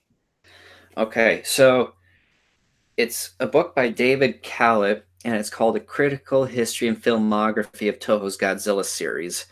It's in its second edition, and I think it goes all the way up to Final Wars, if I'm not mistaken. Yep, Final Wars. So this is a really good book. This is actually one of my top two favorite sort of Godzilla books. And Callett really was the first sort of major figure that I know of who talks about like how Godzilla's Revenge really is a dark film about a latchkey kid and how he's left alone and to fend for himself. And how scary is it that you have these two bank robbers, even though they're buffoons, but you know coming and kidnapping you and all that. um but yeah, I think he's really the first major figure who's like either said something or written something about the Godzilla franchise that really is really defending Godzilla's Revenge. And I watched the film shortly after reading that entry a couple of years back after I got the book, and I looked at it through his lens, and I realized, yeah, this is definitely a film where if you look at it through a different perception, uh, it's kind of a horrifying film, really, when you think about it. Mhm. But yeah, like it's an interesting film. Again, like I said, it's not necessarily for me anymore, but it's still fun to watch every now and then. You don't like the Japanese version? Minya's voice is a nightmare. I think I've only seen the Japanese version of it once, and I think that was like 5 years ago. And yeah, I remember. Yeah, just kind of like, oh dear. Whereas the English version of Mina's voice is a bit more buffoonish in a way. he sounds just he sounds like a little kid who rammed his head too much on a brick wall. It just anyways, we want to go into final thoughts about King Ghidorah. Brian, while we're giving our final thoughts on King Ghidorah, we'd like to know your final thoughts on this film as well. Um, So yeah, I'll go on my final thoughts on Ghidorah, and with this movie being made a couple years after Godzilla vs. Biollante being that of one of the better films of the Godzilla franchise, and then a couple years later we get a film that basically has dated special effects that don't really translate well on Blu-ray or 4K TVs. I will even I will even add an addendum to that, and I will say it still hasn't even aged well on standard def. Right. And as well as the whole story of Japan being the most powerful country in the 21st century. And then the story just, as I'm going to go back to it again, it just feels like there was just too many cooks in the kitchen, just, dumping a bunch of random stuff there as much as they could get. And I think this is one of the main reasons why we have that weird relationship with this movie, is just that the human part of the story really fluctuates. Like, oh, at one point it gets serious, and then at the other time it gets wacky or crazy or trying to be funny in sorts of areas. And then when it comes to the monster battles, they're okay, but like what Brian was mentioning earlier, that it was a little bit of a lackluster, and then I think it was somewhat the beginning stages of the whole Beam War shtick in the Heisei era of the Godzilla films, and yeah, just the human portions is just it's just kind of all over the place, trying to figure out in a an identity, which doesn't do that at all throughout the entire film. Just cannot seem to find its identity. But I do like the kaiju costumes or the suits in this one. I really like the designs of both Godzilla and Ghidorah. I think this uh, kind of Godzilla suit that they use for Godzilla versus King Ghidorah, um, I think was probably one of the ones I like better. And then the Ghidorah costume is pretty damn good for what it is. And I think it's one of the inspirations for the new Ghidorah for the upcoming Godzilla movie coming out here in a few months. If you've seen pictures of that Ghidorah, and but yeah, like what Brian was saying here, there are some good characters, human characters within the story, but I would just say the script or the story that they went off of, it was something that they had to work with, and it's just all over the place. So as far as Godzilla versus Ghidorah goes, for me, I would at least have to say a rent for this one. It's a movie that I would not see a whole lot, but I would like to at least go back to it once a while. hmm Okay, it looks like Brian may still be writing, so I'll do mine, and then maybe there's also something while you're doing your conclusion, Brian. You were talking about your top 10, and I don't think we ever saw your top 10, because I know a couple weeks ago when we did Biolani, you were saying it was just outside of your top 10. I would like to know what your top 10 Godzilla flicks are right now, if you don't mind doing that, starting from 10 going down to 1. Okay, so here's my final thoughts, and this is actually one of the longer conclusions I've written in a little while, so bear with me here. Godzilla vs. King Ghidorah continues to make me scratch my head 20 years after seeing it for the first time. Part of this film's oddness is due to the incredible tone shifts from the previous two movies into something that is more lighthearted and less serious with this film. While being less serious is not a bad thing, it's simply whiplash inducing considering it wasn't a gradual progression over a series of films. The acting and character development leave quite a bit to be desired. Mickey is the best character again, but she's barely in the film. Terasawa comes off as aloof and stupid. Emmy comes off as being in love with her distant relative and the smartest person in the cast. M11 always seems like he drank too much Red Bull. Wilson and Glenn Chico comes off as villains one would see from a Pee-wee's Playhouse episode. By the way, Robert Scott Field, I mean no disrespect when I said that. I blame the writers more than anybody else. It's frustrating and disappointing because some of the talent here could pull off better performances if they were given a better script and direction. The time traveling aspect of the story is a complete mess, but if you simply try to ignore it and give the movie that mulligan, it'll flow more smoothly and be less of a slog. The highlight of this film lies with the kaiju. Godzilla and Ghidorah look wonderful, although Ghidorah is too stiff at times. Their battles are entertaining, and the miniature work, while not as good as the previous two films, is still pretty good. Ifukube's score, by and large, delivers, but I can't help but to believe it makes some scenes, like the M11 car chase scene, goofier than they already are.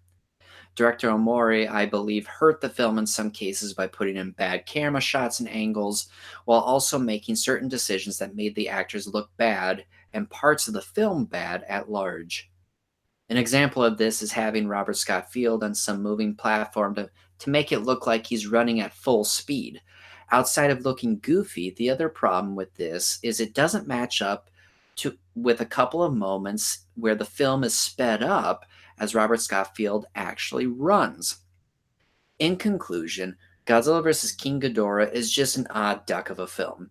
The human drama is underwhelming and poorly written, while the kaiju sequences are top notch.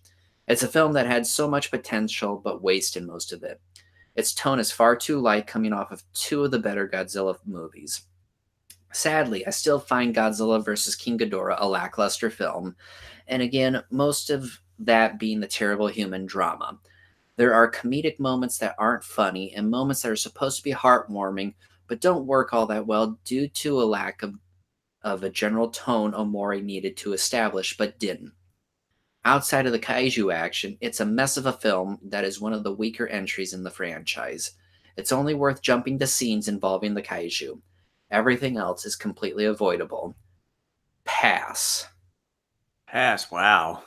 I had a difficult time figuring out. I was thinking at best it was going to be a rent. Because, like you, I think the kaiju action is top notch.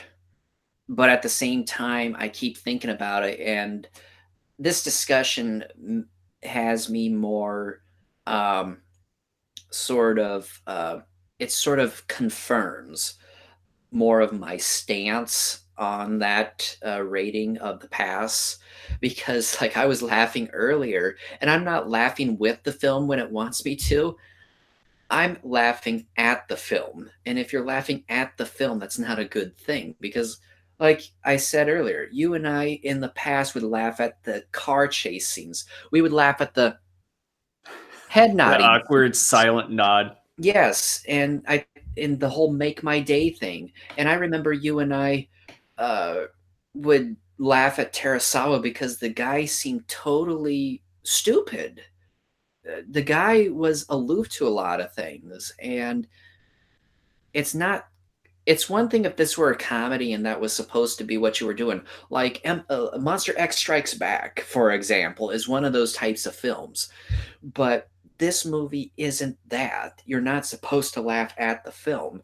Mm-hmm. And all the other reasons we have discussed over the course of this podcast are the reasons why I just was like, I thought about a rent because yeah, you can at least fast forward to the kaiju scenes, but even then I'm like, while they are very good, there's not a lot of them to even worth your time with it because it takes longer to load the disc.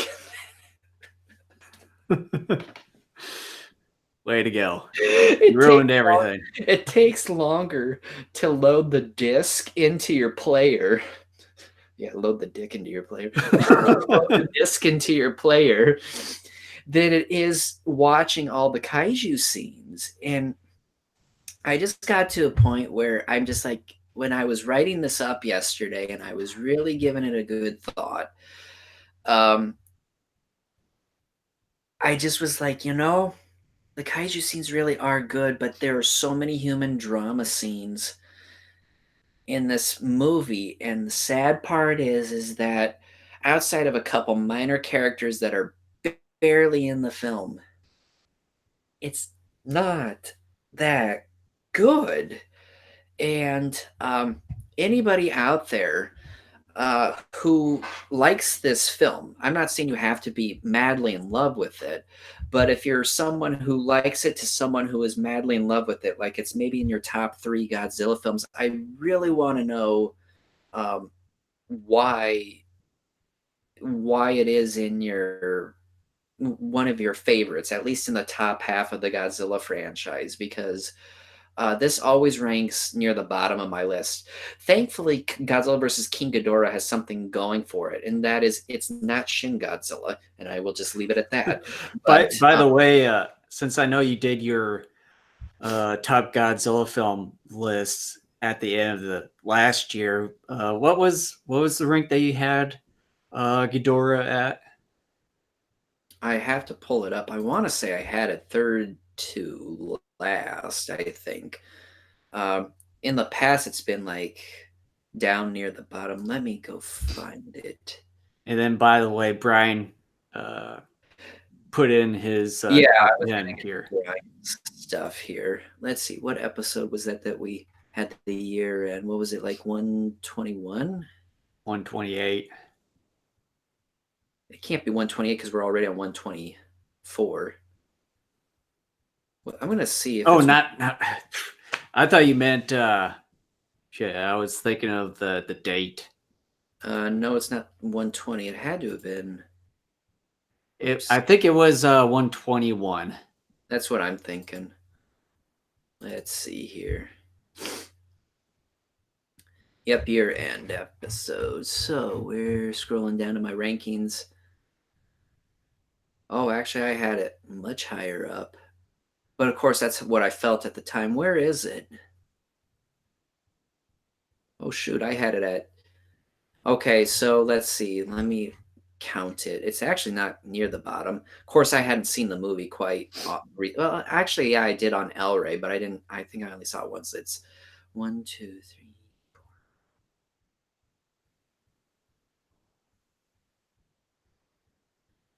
Um, Shit, I lost my spot. 4, 5, 6, 7, 8, 9, 10. I got it at 17th. Uh, That's still in the bottom half, but nowhere near that the bottom seems like I usually have it. to me, I think that's a little too high for it. It is. Well, and like I said, my list always changes. It depends on my mood. And like just recently watching the film now and actually viewing it with a slightly more critical eye because that's what we should do um, with something like this is try to be as objective as possible, but at the same time still trying to be big enough fanboys to celebrate the franchise as at large. When I look at it more with a critical eye, I'm like, ugh. To me, Godzilla versus King Ghidorah is the type of film that is good when you're around friends because then you can have a really laughing good time at it and Oh maybe yeah. create a funny drinking game out of it. Um, but other than that, yeah. So let's read Brian's stuff. Let's see. Uh, bu- bu- bu- bu- Brian writes of Godzilla vs. King Ghidorah, I think it's okay. Nowhere near my top 10, but at least It tried to do something different, albeit failed. 5 out of 10. Shindo was his favorite character, and the kaiju costumes were good. The idea was good, they just didn't do it well. In his top 10, here we go. Favorite Godzilla films. It starts from 1 going down to 10.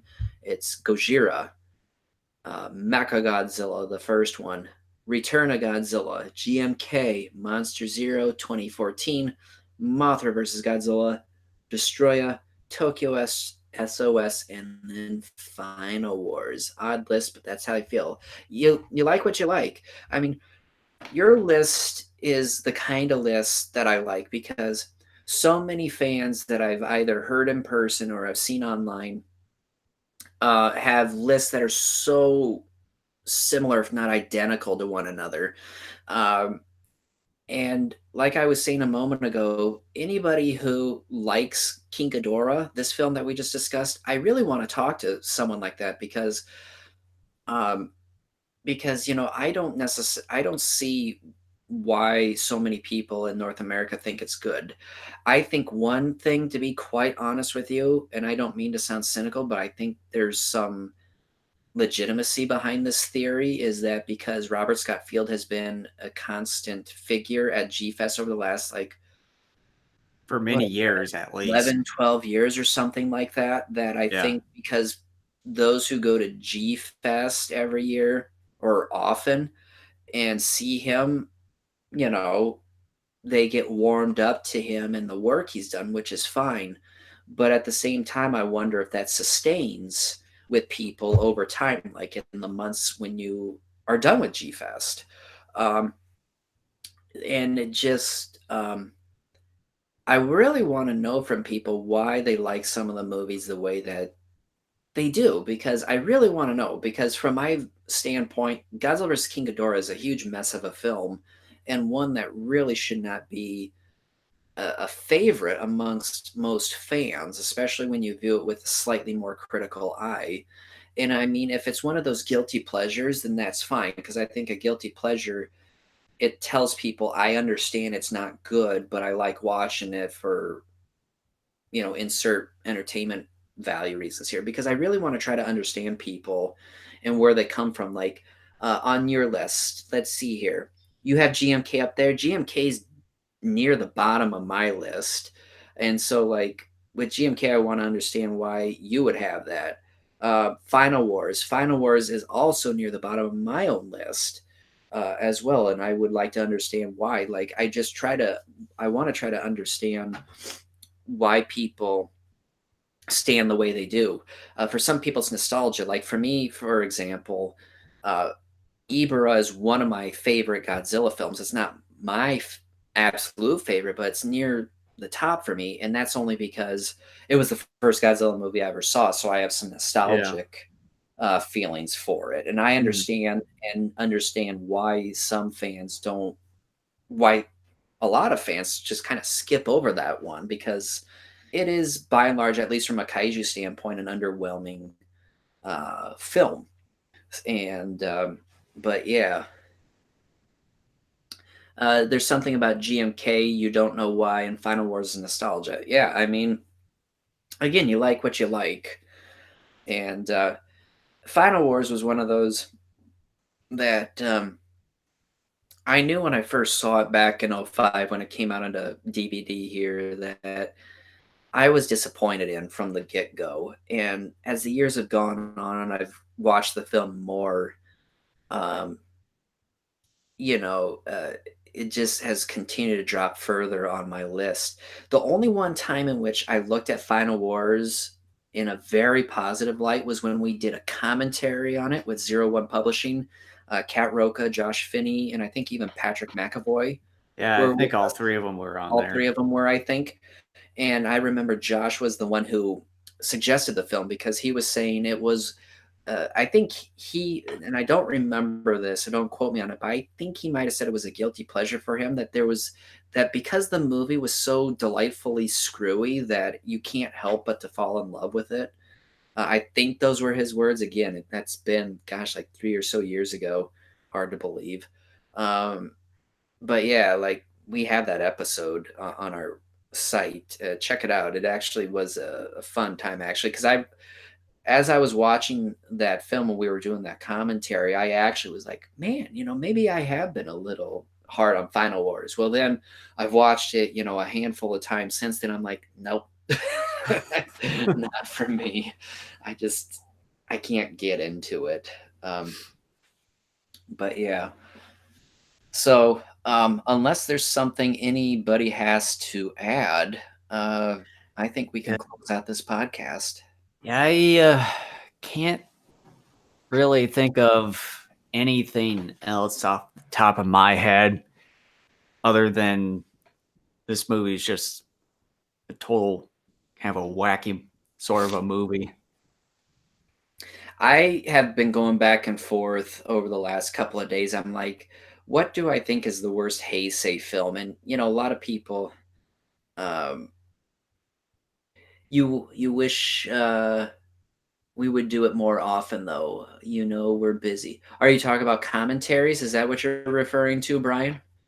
Um, but I know a lot of people they crap on Space Godzilla, and Space Godzilla has its problems, and we'll be talking more about that here in a few weeks. But um, I I've watched it, over the last few years, and I'm like, it's not. It doesn't have. Just live stream in general. Yeah, I mean that's one thing. Initially when we started this podcast, gosh, like 9 or so years ago now, we were doing a podcast one every week. We weren't live streaming it though, but we did one once a week, and it got to a point where we realized not only because of our own busyness, we actually got burnt out. Uh, Not just in general, but burnt out even on kaiju pretty quickly. And we realize that's not a good thing. You don't want Yeah, to get you burnt don't out want on something you that. enjoy because then Yeah, you're to just going to where be like, you're just going to be like, yeah, Godzilla's Met Godzilla 2. The heck with it. Like, you just don't want to bother with it. But or is that there were at least a couple points where we were off for about a year and a half, or at least several months, where we were burnt out before those breaks that we had. Well, yeah, and that was a problem because we were doing it so often. We were taking extended breaks, and the problem with that is that you can't build, a following or anything like that. So you Yeah, got to be slightly that's consistent. yeah, that's one thing that I would have to say is somewhat hurt us a bit. And then as well as we've changed our name a couple times. That's been part of the problem too. Yes. Where at first, we were Planet X Control Room, where we were on the GodzillaPlanet.com, and then just solely Planet X Control Room. And then several years ago, we changed to what is now the Daikaiju Network. So that's also kind of what has hurt us too. Yeah, but I think we're doing better. I think the only breaks we have taken were when my kids were born, and then any one of us that has moved, and then we usually take like 3 to 4 weeks off after G Fest usually Yeah. as well. So, but yeah, here in 2 weeks, let me get the specific date here. Pull up my calendar. On February 23rd, we will be doing Godzilla versus Mothra, the 1992 film, continuing our rediscussion of all the Godzilla films from Gojira all the way up through Godzilla 2000. And then after that, we got some different films. And actually, I don't think I shared this. You and I think, a couple weeks ago, actually sort of finalized, and I put that in quotes, Yeah. um, our new tentative schedule we're going to cover. Let me bring that up so I can share it with everybody so they kind of have an idea of what we're looking to do. Why don't you put it on share screen? Oh, yeah, I didn't even think about that. Um, and I'll still be talking about it. So, anybody who's seen it here on YouTube, bear with me because there are people who probably listening to this on iTunes that obviously can't um, see what I'm sharing here. Not only And iTunes, but Google Play, and then on our website too. okay, so Hey, look Here's at the me. tentative schedule. Yeah, there you are. Get off my screen. Um, so obviously we got. Whoops. See, Ghidorah doesn't want to go away. Godzilla versus Mothra, uh, February 23rd.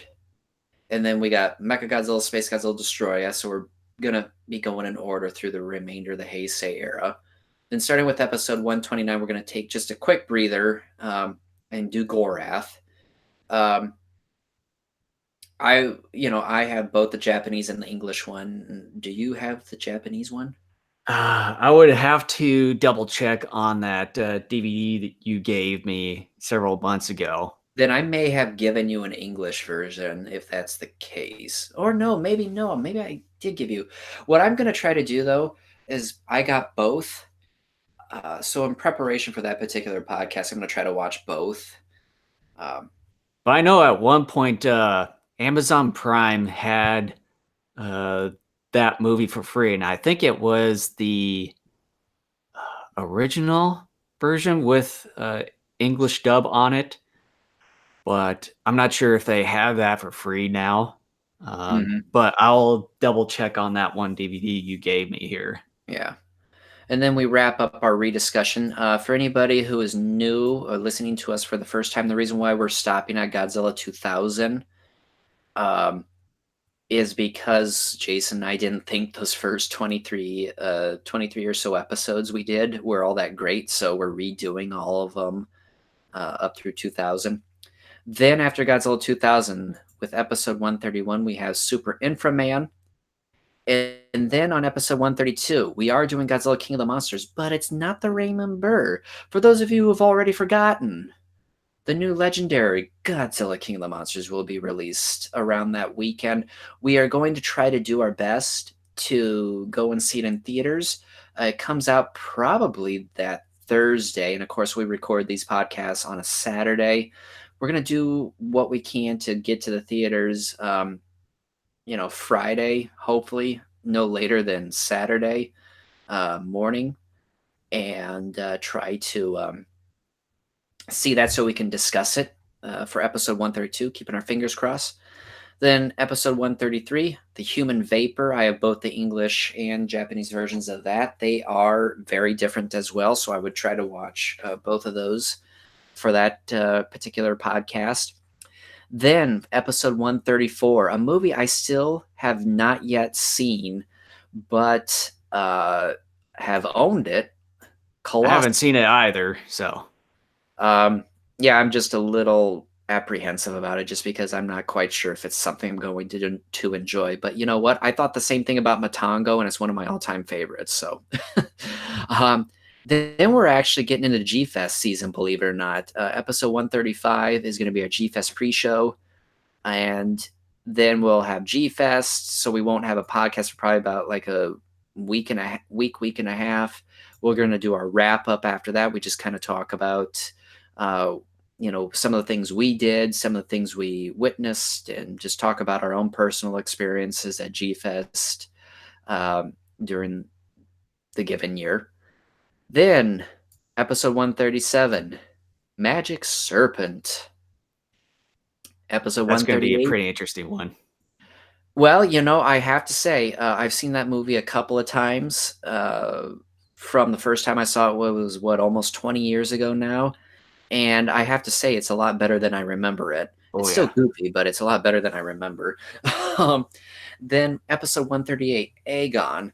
Um, Aegon is a film that last I saw, you could buy it on Amazon for a decent price. Let me see if I can find it on my shelf here. Hold on a moment. but I know with Aegon there, they usually show that movie every year on the G Fest channel through the hotel TVs, and I think Brian, when you go there, I think uh, not sure if it's your first one. I think you might have mentioned that this could be your first one. I think, uh, but yeah, they have it every year. Uh, the Aegon movie on the G Fest channel. And I think it's on channel 2, which is the channel that is usually defaulted to every time you turn on that TV. So I don't know. Can you see me on screen sharing or not? Do I have to stop screen sharing? You probably will have to stop your screen sharing. Okay, I'm gonna stop it here. So I need to make sure. Oh yeah. Okay. So Okay. it'll be your second. So Okay. Um, your second G Fest. That's awesome, dude. I tell you, in my personal opinion, the first two times we went were like my personal favorite times as well. So, Aegon, again, like Jason said, if you've been to G Fest and you watch the G Fest channel, you might have seen this in the rotation, but that's kind of what he looks like. I was able to get this copy off of Amazon. I think I paid like 15 bucks for it. It was more or less sort of like a serial kind of. Um, it's a series of four. How I forget exactly what it is. There's no information on it here. Gosh, what is it like? It makes one full story, but each segment. Gosh, how long is it? Like, I think each segment is anywhere between 45 minutes to an hour, I want to say. Maybe even an hour and a half. Hour and a half seems too long. It's probably between 45 minutes to an hour for each segment. Um, it is sort of cheap, but you know what? At the same time, I found it to be really interesting as well. I don't know if Amazon still has it. I bought this, gosh, a year and a half ago, maybe. And then, like I said, I got it for 15 bucks. Um, it's worth checking out, in my opinion. It's, not the most fantastic thing you'll ever see, but it's definitely, uh, I think it's still, pretty decent type of film. So let me go back to screen sharing here. Okay, so we're gonna do Aegon. This is gonna be one of the longer films. Like I said, I think each segment's like between 45 minutes to an hour, so it's gonna be between, a 3 to 4 hour type of film, I think, overall. Maybe. Don't quote me on it. Then we're gonna do the X from outer space. By the way, Jason, I just got it. You got my text here yesterday, didn't you? About yeah, I saw that and I said to myself, you finally got the Criterion version of X from Outer Space, which is one of those movies I've been tempted to get, but just haven't gotten around to it. this is the Criterion one, and in fact, all four of those movies I showed you are the Japanese with English subs. And in fact, the dealer from a couple of years ago that I got the X from outer space from, that was an Japanese version with English subs. And I think if the quality, if it is the same thing, I might just give you one of these copies that I have, Okay. um, because obviously I don't need two of them. Um, Right. because I have both the English and the Japanese versions of this film, and I'm going to try to watch both of them for this, even though I don't think there's a ton of difference in between the two. But oh well. And then probably going to be one of the wackier ones we have seen in a while. Monster X Strikes Back, sort of the pseudo sequel to X from Outer Space. It's kind of a comedy, more or less, featuring some of the classic actors from Toho and Katakawa slash Dai and Shochiku and stuff like that. It's basically sort of a kaiju comedy involving uh, Gilala, which is Monster X or the X, whatever you want to call him. Prince of Space is one of those films that's a double feature with Invasion of the Neptune Man, or that should actually read Men, I think. Let me. There. You can buy these on Amazon. Last I knew, that's where I got them. They are a double feature. They're their own individual films. So we're going to do that. These were interesting films. They're Japanese sci-fi space films. So, Were they made it in the 60s or the 70s? uh, they were made. I think one of them was made in late 50s. Let me Okay. quickly grab my DVD here. Let me see what the copyright says on them.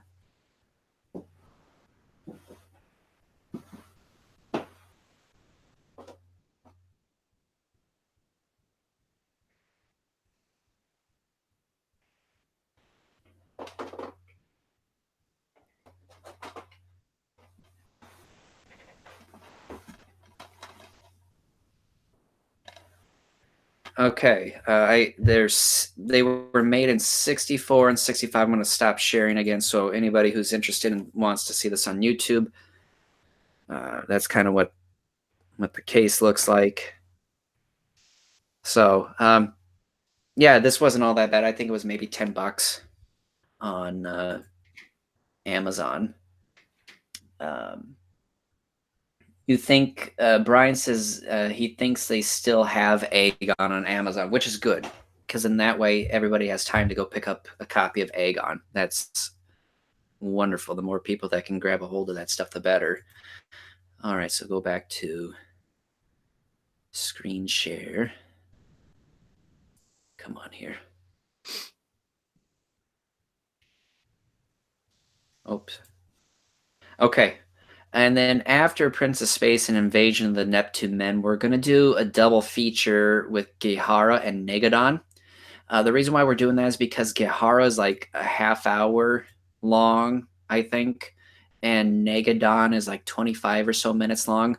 Anyone who's not familiar with Gihara, it's sort of another kaiju spoof. He's called Gihara, the long-haired monster. You'll see it on the G-Fest channel once in a while, every G-Fest. Negadon is an animated short, sort of an homage to the classic kaiju and kaiju mech movies and shows of the 60s and 70s. Like I said, they're both really short, so we're just going to do a uh, double fist pump or whatever you want to call it for those two for episode 143. Episode 144, we're doing Half Human. I own both the Japanese and English versions, so I'm going to try to watch both of those for that. And then probably one of the worst movies we're ever going to review.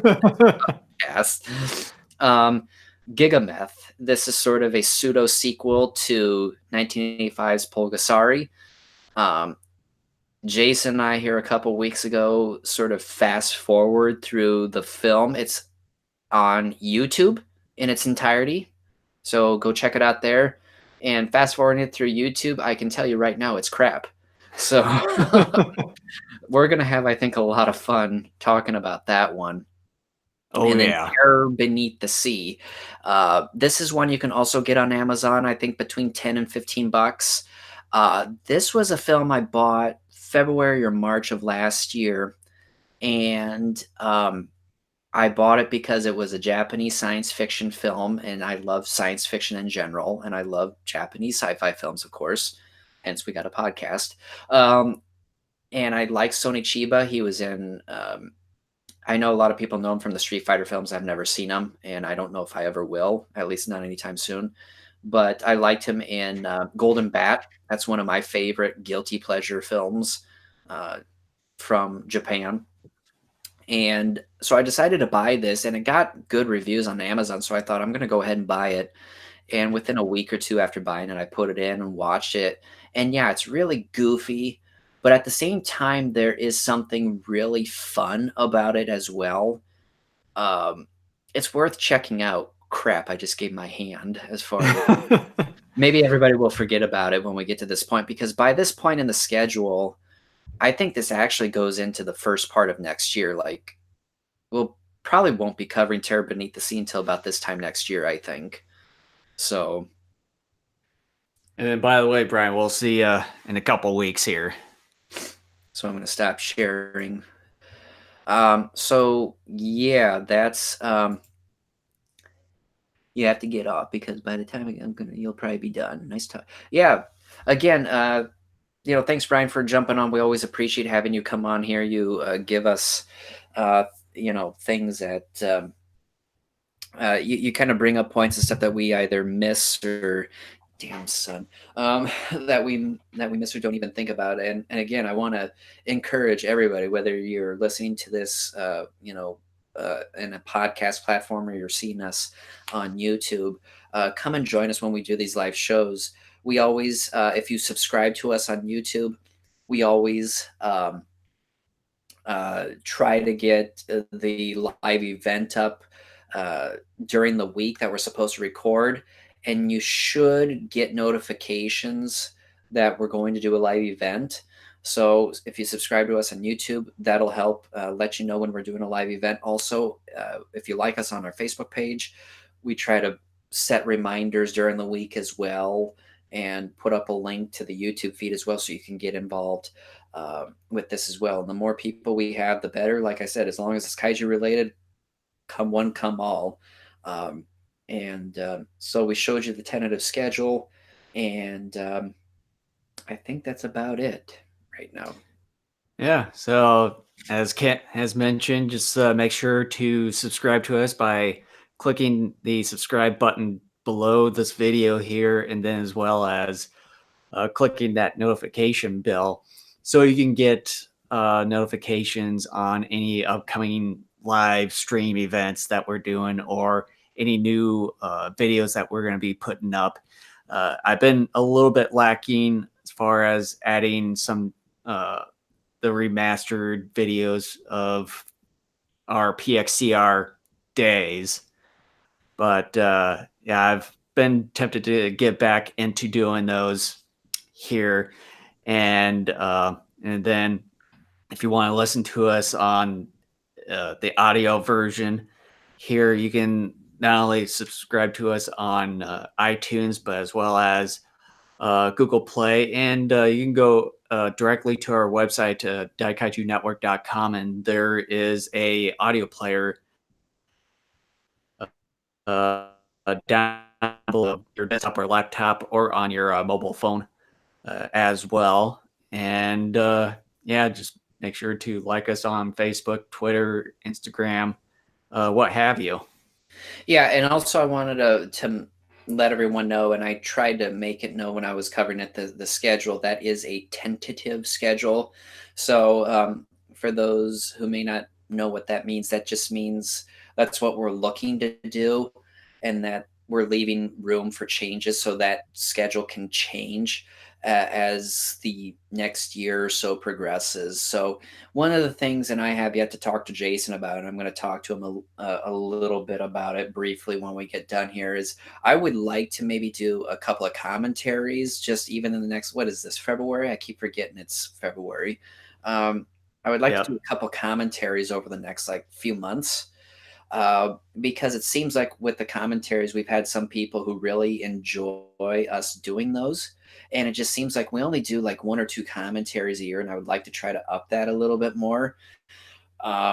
So that some of that stuff may get squeezed, pushed further back.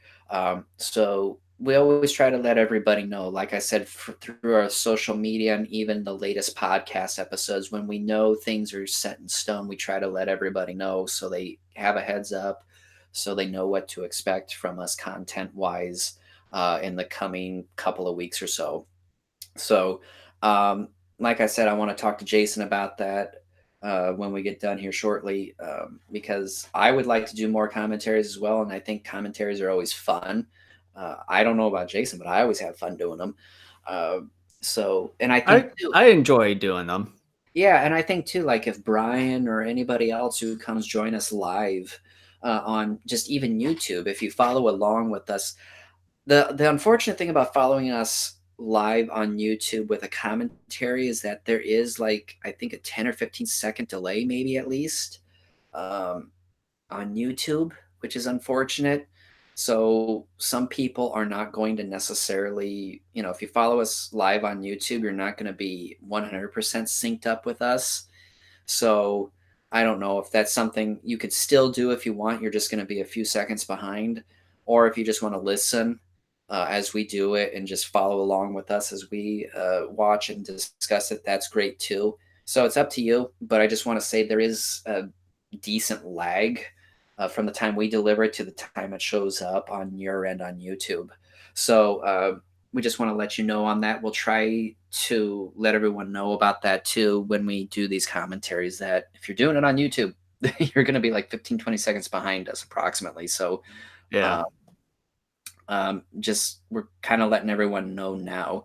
So with that, thank you so much. We hope you enjoyed this podcast, and we will see you in a couple weeks when we discuss 1992's Godzilla versus Mothra. All right. Take it easy, folks.